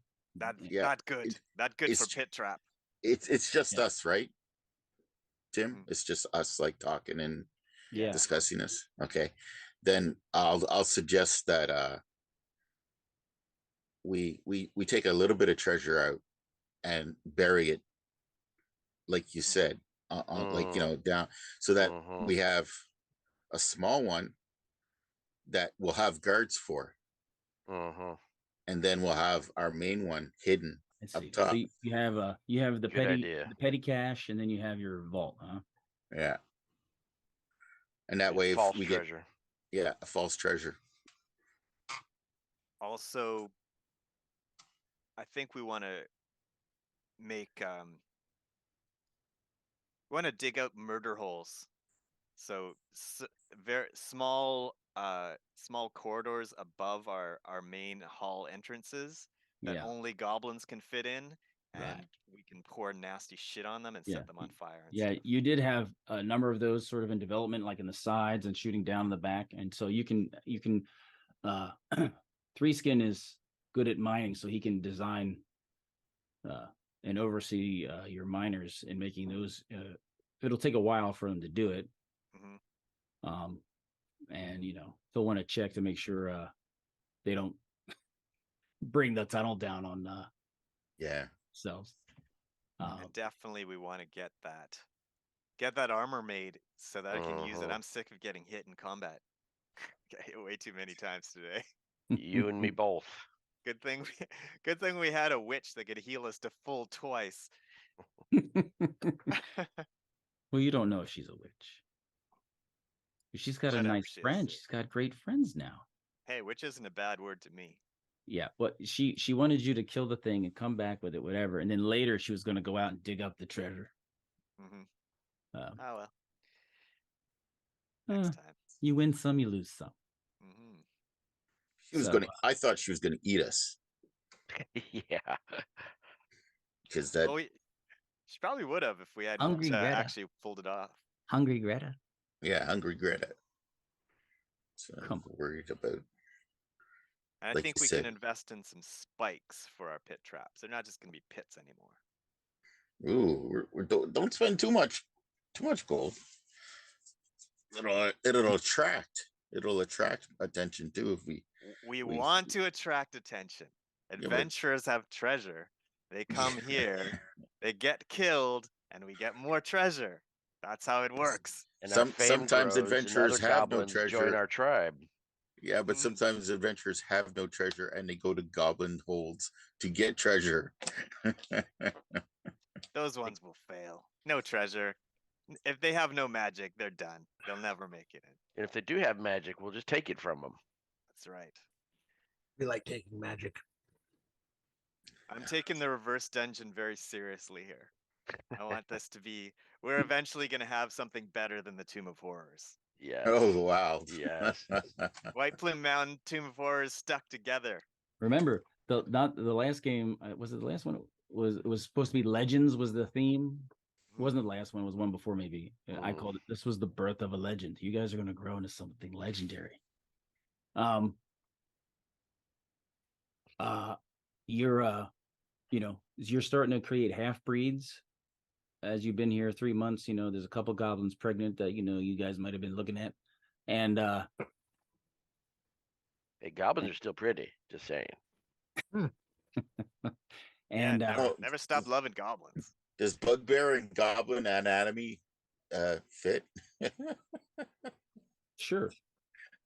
Listen, what happens when dragons seduce you?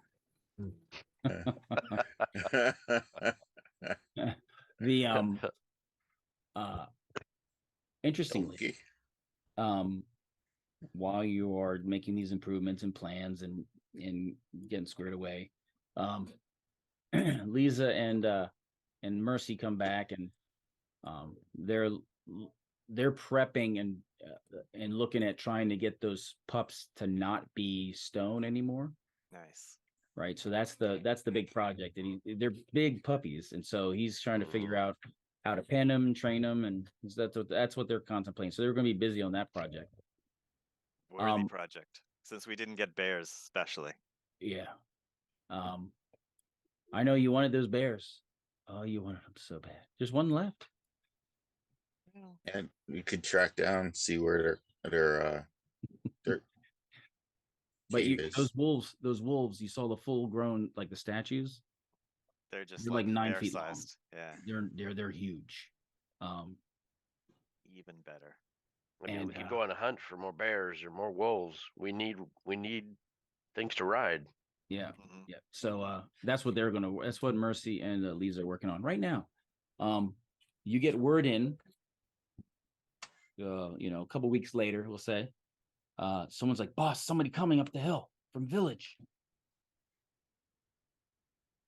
All right.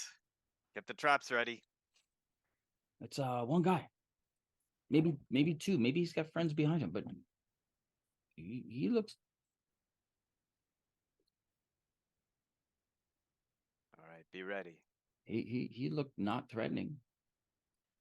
That's why I'm scared. Mm-hmm. You're right. No, only if he crazy come back here with no help, no armor. So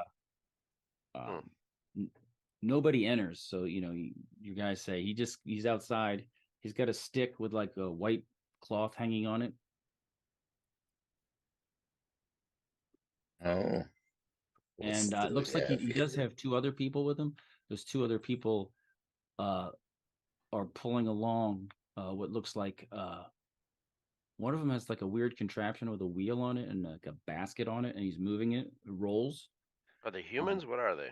Humans. And the other one is leading a pig on a pretty big pig on a rope. Hey, boss, looks like tribute. Me like tribute. Good. Mash Pup will go out and right. It is daylight. Yeah. I'll go to the edge of our cave. You come here. Come. He's like, I bring gifts and I just want to talk. I wanted to deal. Deal good. Talk. All right. And as he's coming in the daylight, you didn't see this before, but it looks like from the village, it looks like there's kind of a big fire out in the middle of the village. It's pretty far away, but you see this big dark plume. You haven't seen a plume that big since you burned down the inn. Burning somebody? Mayor. He comes up. Hello. And he seems pretty young, and he's dressed seemingly fairly nice. He doesn't look like he's a dirt farmer. He's not covered in mud and poop and stuff. Does he look afraid? He says, I have gifts. And the one guy like brings the pig up towards you and hands the rope forward if somebody's going to come and take it. They don't want to come too close. You go up and you grab it, and then the guy jumps back. After your bicep flexes when you pull the pig in. And the other guy pushes it's a wheelbarrow. Like a cart sort of wheelbarrow, and he brings it towards you guys and then sets it down, and then he pulls back, and they both pull back significantly. And he's like, hi, my name is Neil. Neil, Me mash pup. Kumar. Tribe. Your tribute is good. I'm in the village. My father owns the Grange store there. But he's very, very sick. He's very, very old. He's the village elder. So your history with the village elder is years ago, he put a bounty on goblins, and then after an incident, he upped it, and that's what initiated the very first adventure you had. I remember that. That's why we burned down the inn. Yeah, that's right. And then no real tribute, no real bounty going on anymore after that. He says, I want to be elder in the village and lead the village. I'm young, but I'm smart. I know how to make deals and do stuff, but I have another family that's really trying to take over. Reskin says, "Oh, that easy. You kill father, you lead village." No. They don't want me to lead. They know he's going to die. They want to take over. Yes, but you kill father. You prove that you elder, strongest. You take village. Yeah.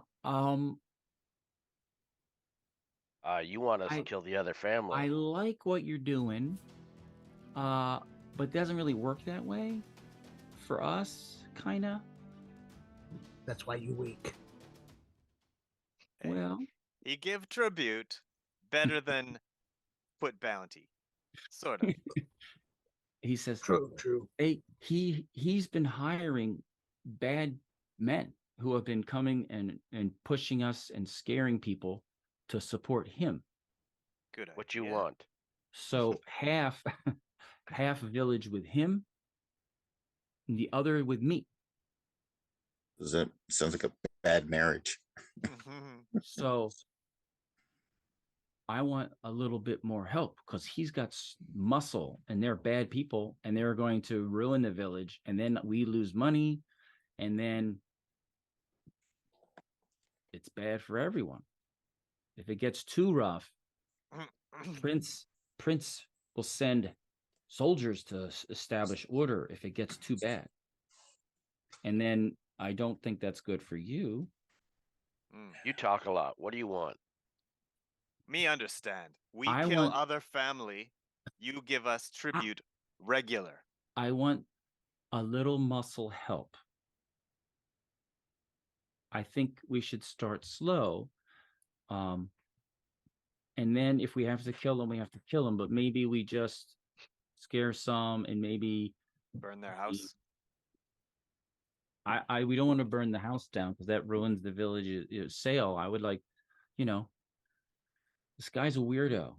This guy, his name is Gumfus Carruthers, and now he's got the Carruthers gang, and they're all ganging up on me, and I got the Neil gang, which is not a great name. I'm working on a new name, but if you could help, I can help you. Yeah, we have better names. Yeah, you have better names. I can help you though. Me like deal.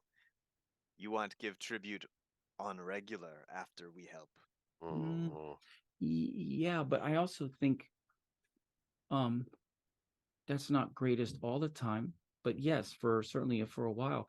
But I think I can get people to help you because I see you're strong. You're very strong. But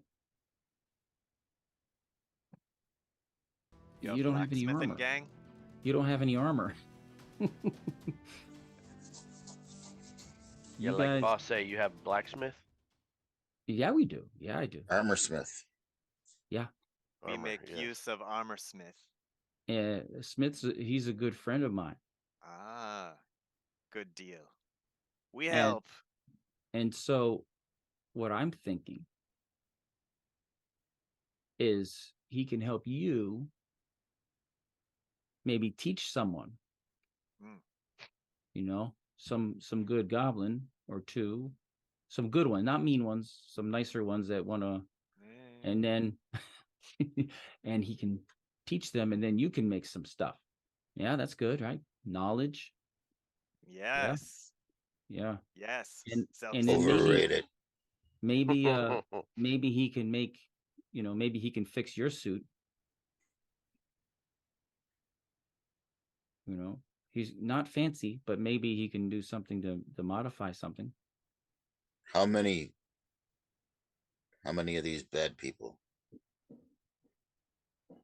I don't know the exact number, but there's more. They keep hiring these ne'er-do-well jerks and losers who just want to be violent and ruin things. They keep hiring. They have much money. I don't know where they get it. I don't know what. Maybe they're promising. I don't know. He has an orchard. Orchard. It's where they grow trees with fruit on them. Good for eat. That. And he has a couple other farms joining him, and now, they want to take all the power away from me. Them merchant? Them merchant? Sell, have caravan? That's me. We run the store. My family runs the store. That's why my family was in charge.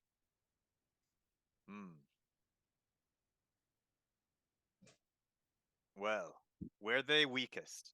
Where we hit them, they give up quick.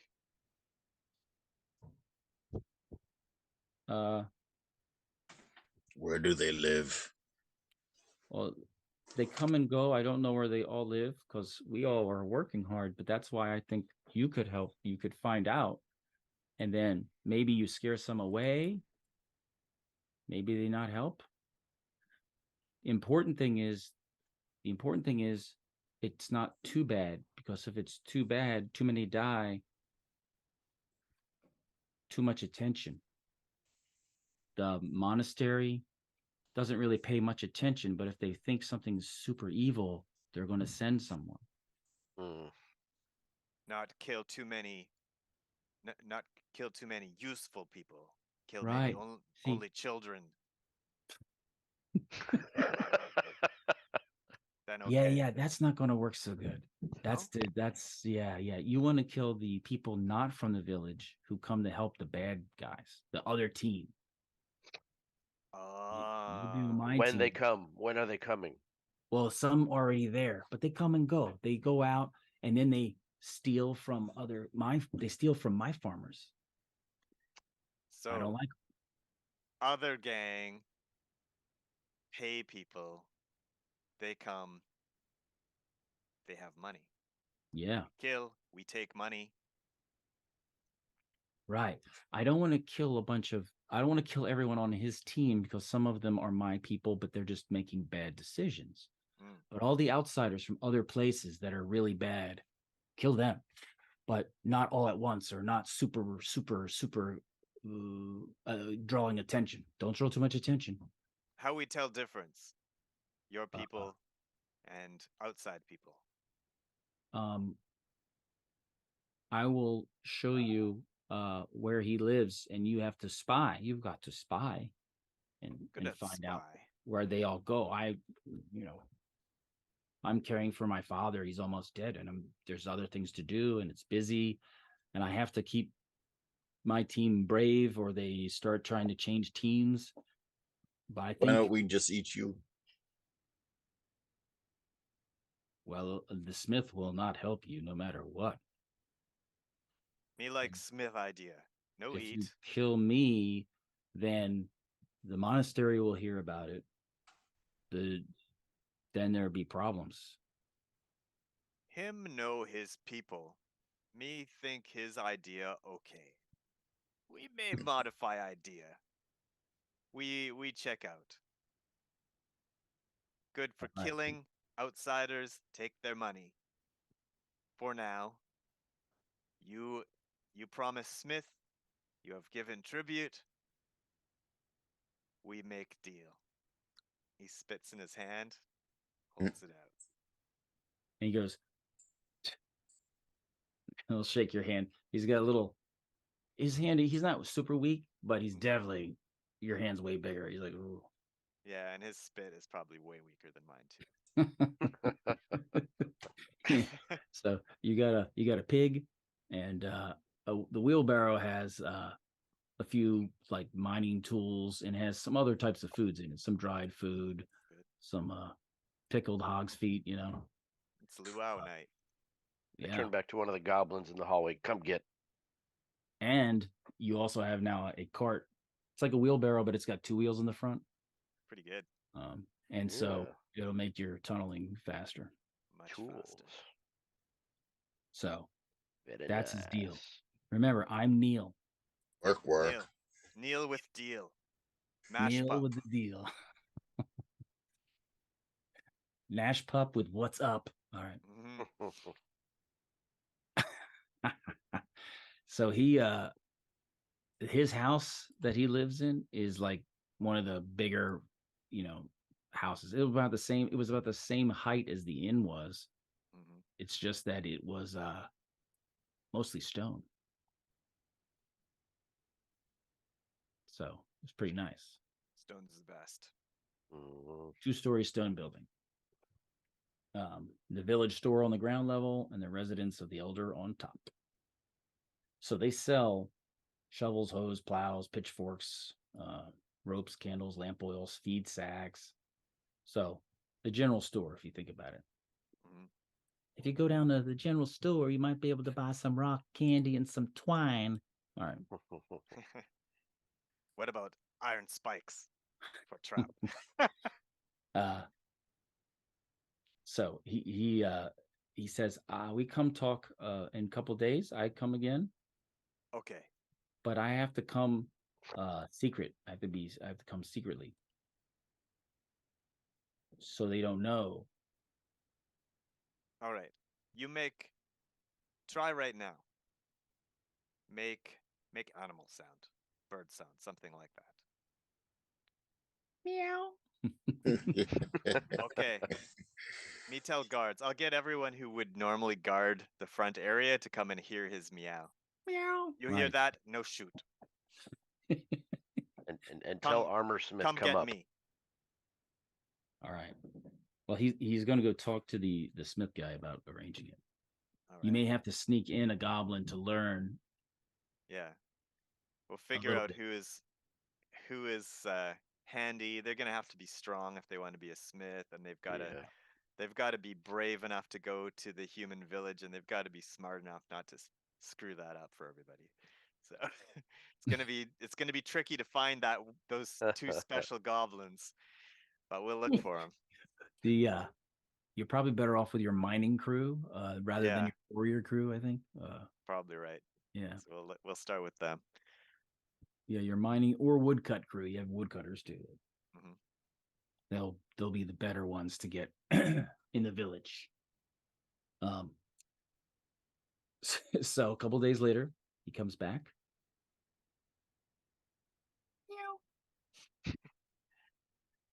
All right. I'll come down Roof. He's like, okay. He says, my friend is scared to have a goblin in his shop.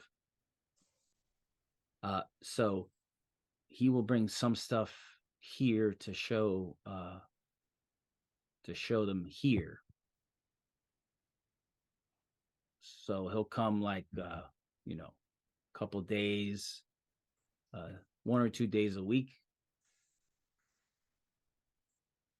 and teach then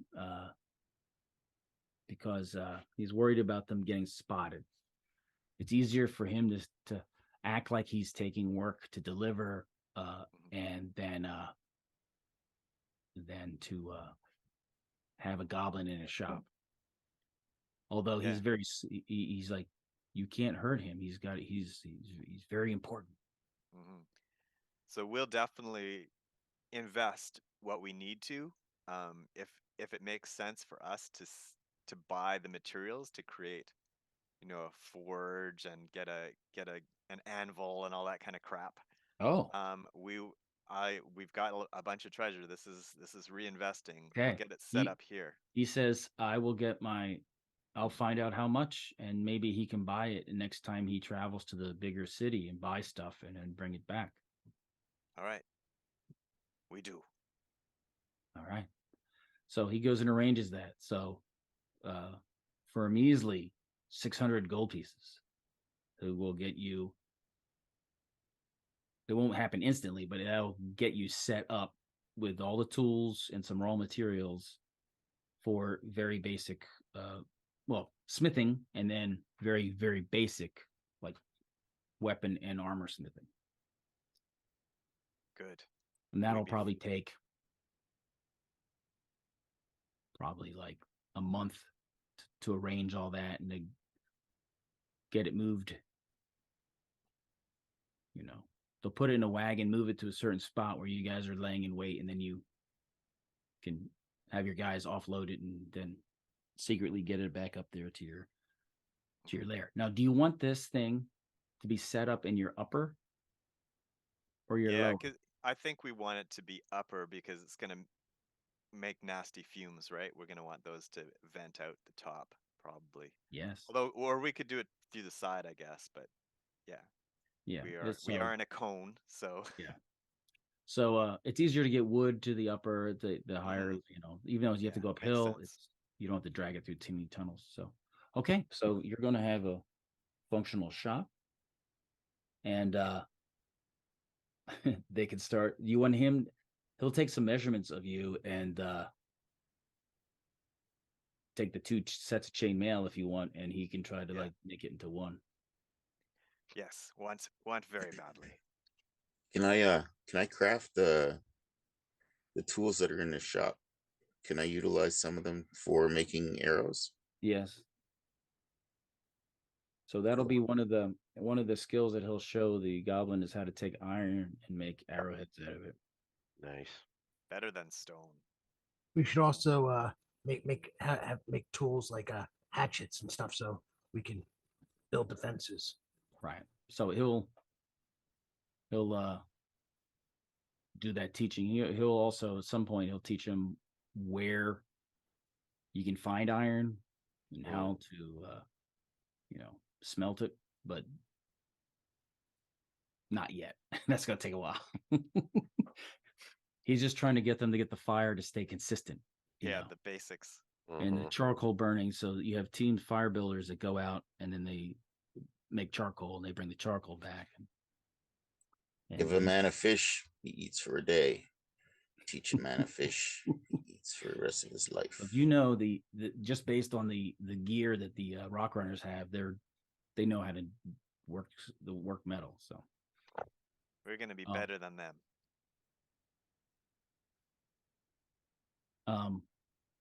A little bit later, you get a messenger from the rock runners.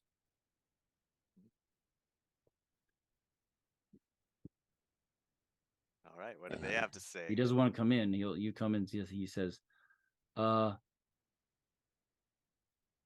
Qatar says no, stay away."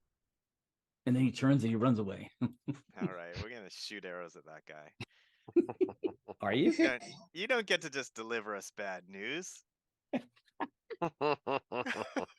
We shoot messengers around here. 3 archers, fire. This is. So it was a roll 2, John. All right. We got a 15 and a 6. All right, 1 hit. Roll damage. Bill, what are these? 1 dice 6. Bill, roll 2 dice. 5. What kind of dice? Oh, it doesn't matter. He's 4 to 4. He goes down. So deliver that message. Yeah.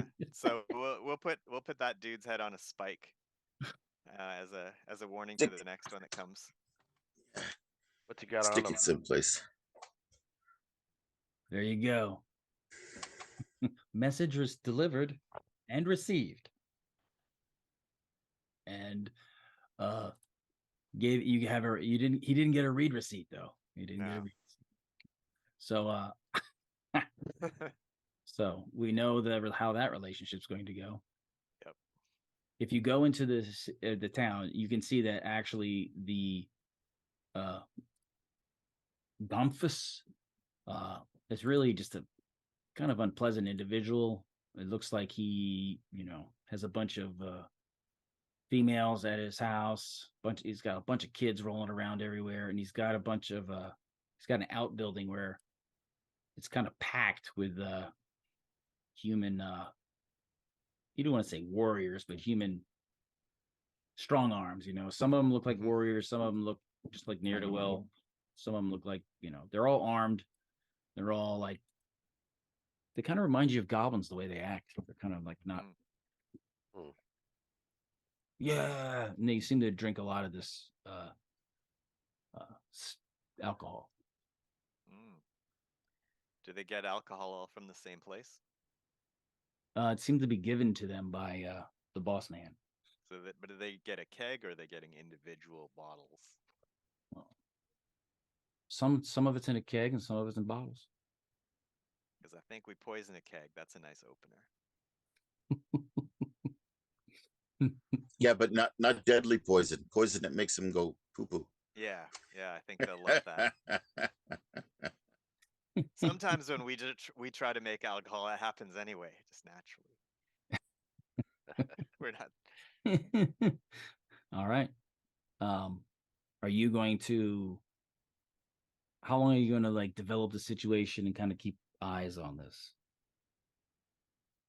Basically, I think we'll want to work on it pretty early. I don't want to wait too long. So I think I want to watch the situation to see about the keg idea, who's bringing in the kegs, and then we're going to intercept one of those kegs. And okay. Roll it in. Try and not to be seen, but definitely spike the keg with something that's going to be laxative on them. All right. So if you use your sneakiest peoples, you can determine that actually it looks like some of the stuff's made right there at the orchard. Okay.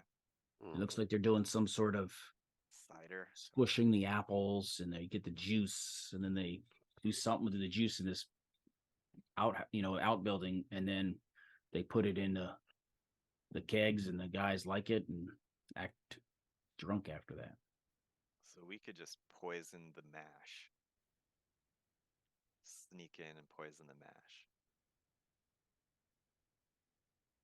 No, that wouldn't really work if you do the mash, because when they go to taste test it before it's it'll get boiled. You have to know how to brew before you know how to do all that. Yeah.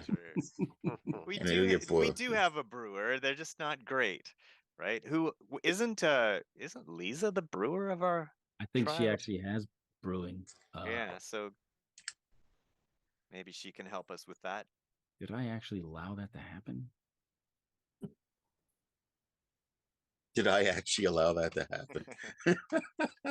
Come on, Tim. You're talking to yourself. Of course you did.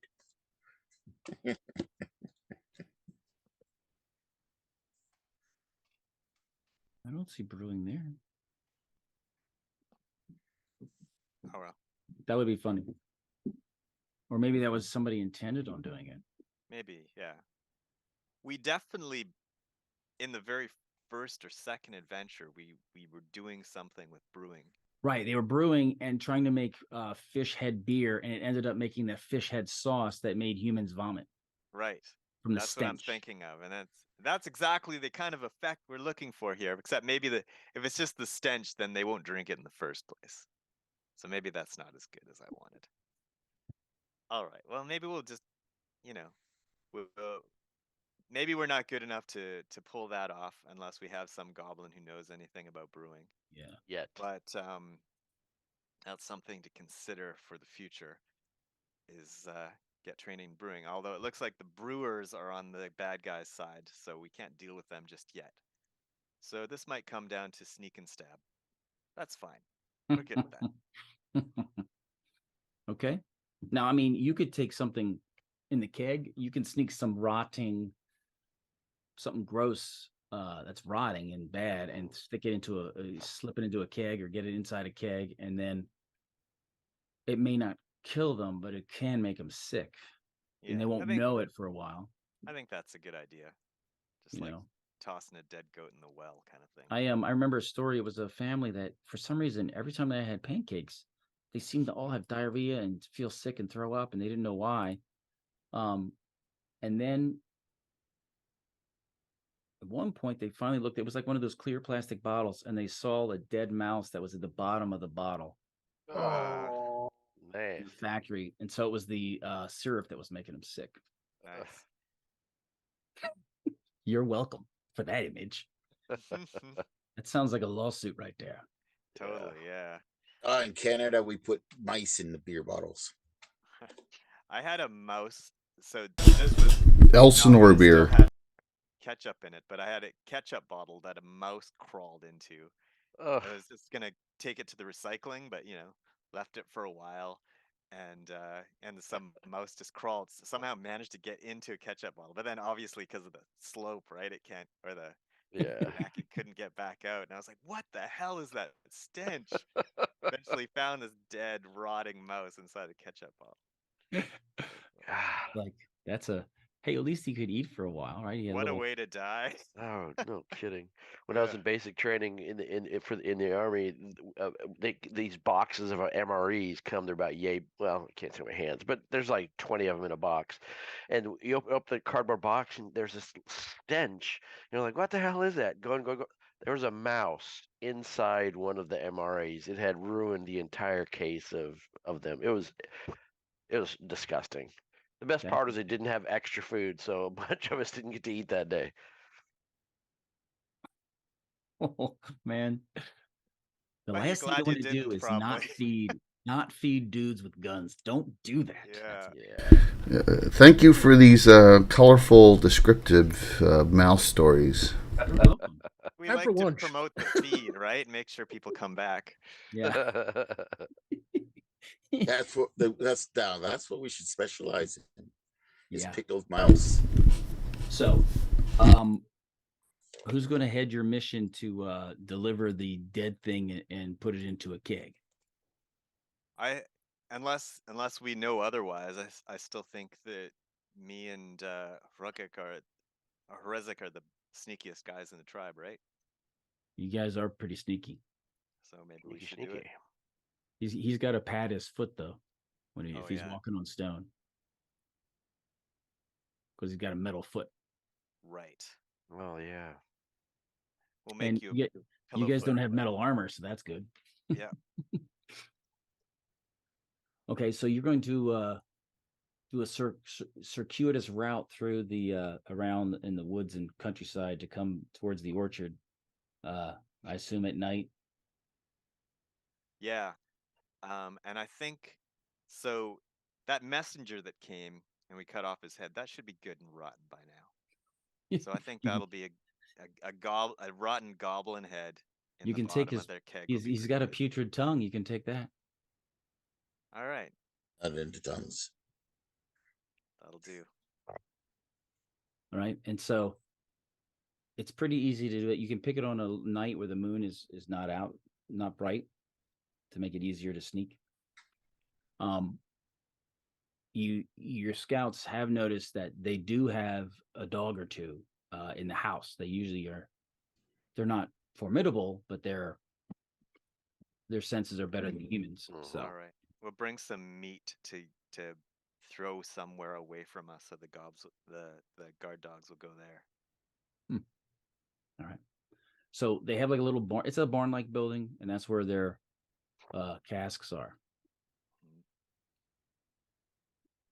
All right. You're going to sneak into the building? Sneak into the building, yeah. DM niceness roll. Who knows? We might see a reincarnation right here at the end of the episode. We're ambivalent. All right, you can get to the door. The door is closed. All right, listen at the door. See if there's anyone making any noise in there. You think you hear whispering in there? No. We're not allowed to do it. Shut up. It sounds like a young human voice, like a little higher than average. Kill those ones. Inside the barn. And so you hear it sounds like something's pouring into a cup container, and then you hear slurping sounds and arguments. And then he's like, come on, let's go. And you hear footsteps coming towards the door. All right, we'll hide. The door's open on their way. The door is open outward, and it swings open. And so you can either try to move down and around the corner, or just try to hide in the lee of the door. Yeah, just try and hide in the lee of the door. These guys are. Reskin's actually going to fly over the door. Let's see if they decide they're going to shut the door or just leave it open. Yeah, you're behind the door. They shut the door.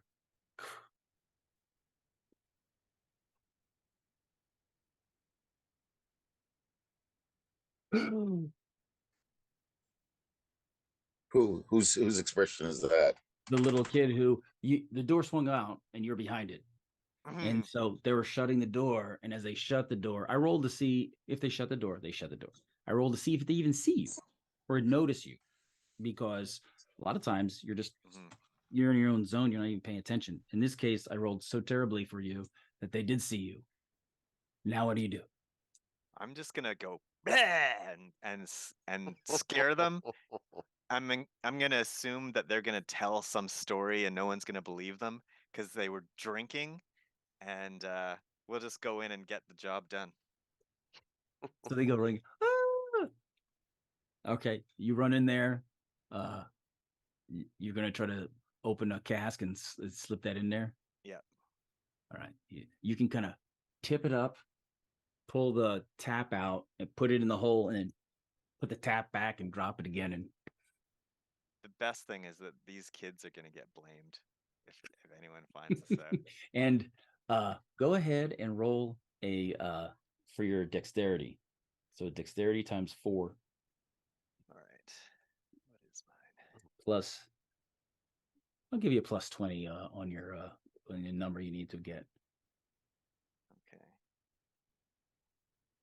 Both of us? All right. Yeah. I rolled an 18. On percentile? Yep. I rolled a 21. Oh, you guys are boom, boom, boom.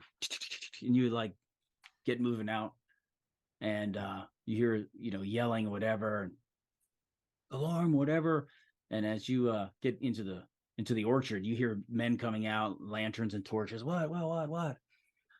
And they're like, there's nothing here.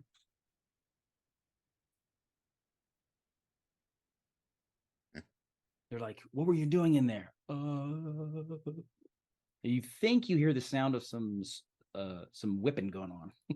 Yeah. I told you to stay out. It's gonna be a paddling. All right, so you have escaped and planted the seeds of destruction. And that's where I think I want to stop. All right. 11 o'clock on the Tim. Thank you. Yeah, that was good. Yes. Seeds of destruction have been planted. We'll see what happens. Do the giveaways real quick and get everyone off to enjoy their Saturday. So, last call. I'm doing 2 Troller Games $10 gift certificates. And don't forget, tomorrow night, 7 o'clock, we're going to finish up the Age of Worms discussion on through Dungeons. We'll get 132 through 135 done in Dungeon Magazine to go over. I think that takes you all the way through the Age of Worms. We haven't done that in a couple months. So, yep. And the big game is next Thursday, where I have a whole bunch of... I got Darling, Bones, Heather Hex, Little Bird. That'll be a fun adventure on Thursday night next week. All right, I'm going to close this out and see who wins.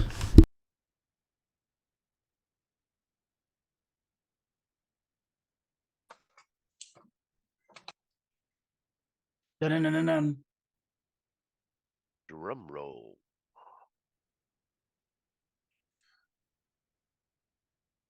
Kama and Brungel. I know Brungel's on. How about Kama? Is he on? Yep, he's on. All right, I will send you both the codes. I know Brungel's on. I just saw him. So, awesome. How many did we get up to? How many observers? I saw 52. Yeah. And we started at 7 o'clock in the morning. It's a good number. Nice, healthy number for Saturday. Absolutely. I think I went to the opera with Brungel. So what I'm going to do is I'll get them out to you. Anyone want to say anything that's going on? You got Streamwise going or any events? I'm in the midst of playtesting a Zeef adventure that will probably be published sometime. Really cool. Cool. Oblivion Seeker. Les is going to test it out in the next couple of weeks. For 5th edition, I've tested it for 3rd and 4th, and I'm still looking for someone to test the 1st edition version of it. I've kind of made it adaptable. So yeah, it's an underwater adventure set in the Gulf of Gyar. Interesting. And, yeah, nice. you guys will be seeing that sometime in the next few months, I guess. Scary because the ocean can kill you.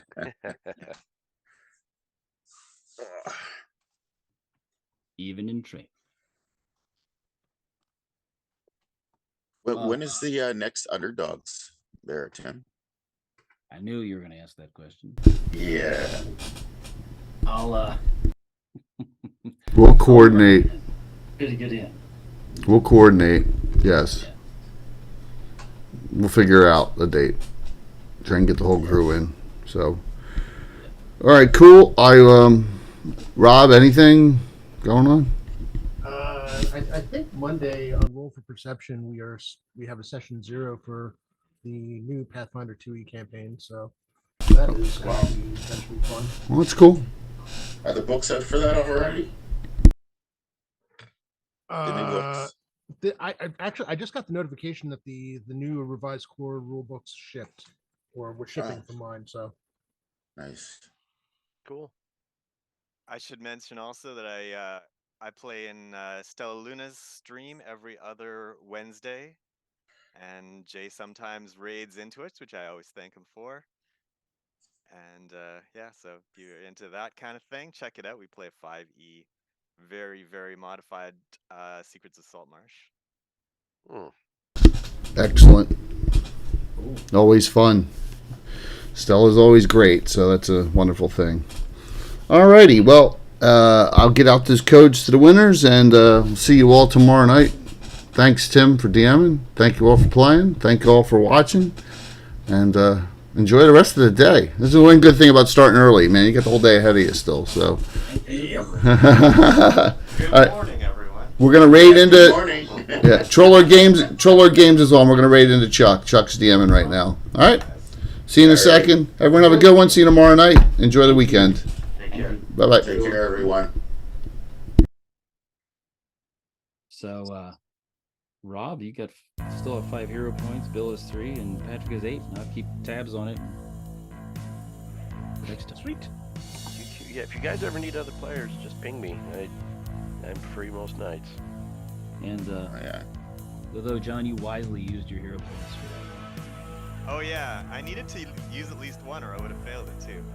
But that was a good choice. So how many? 5, 4, 3, 2, 1. See you tomorrow night. Where are you from, John? I live in Vancouver, Canada. Way over on the west coast. And, yeah, I'm basically right downtown. Vancouver.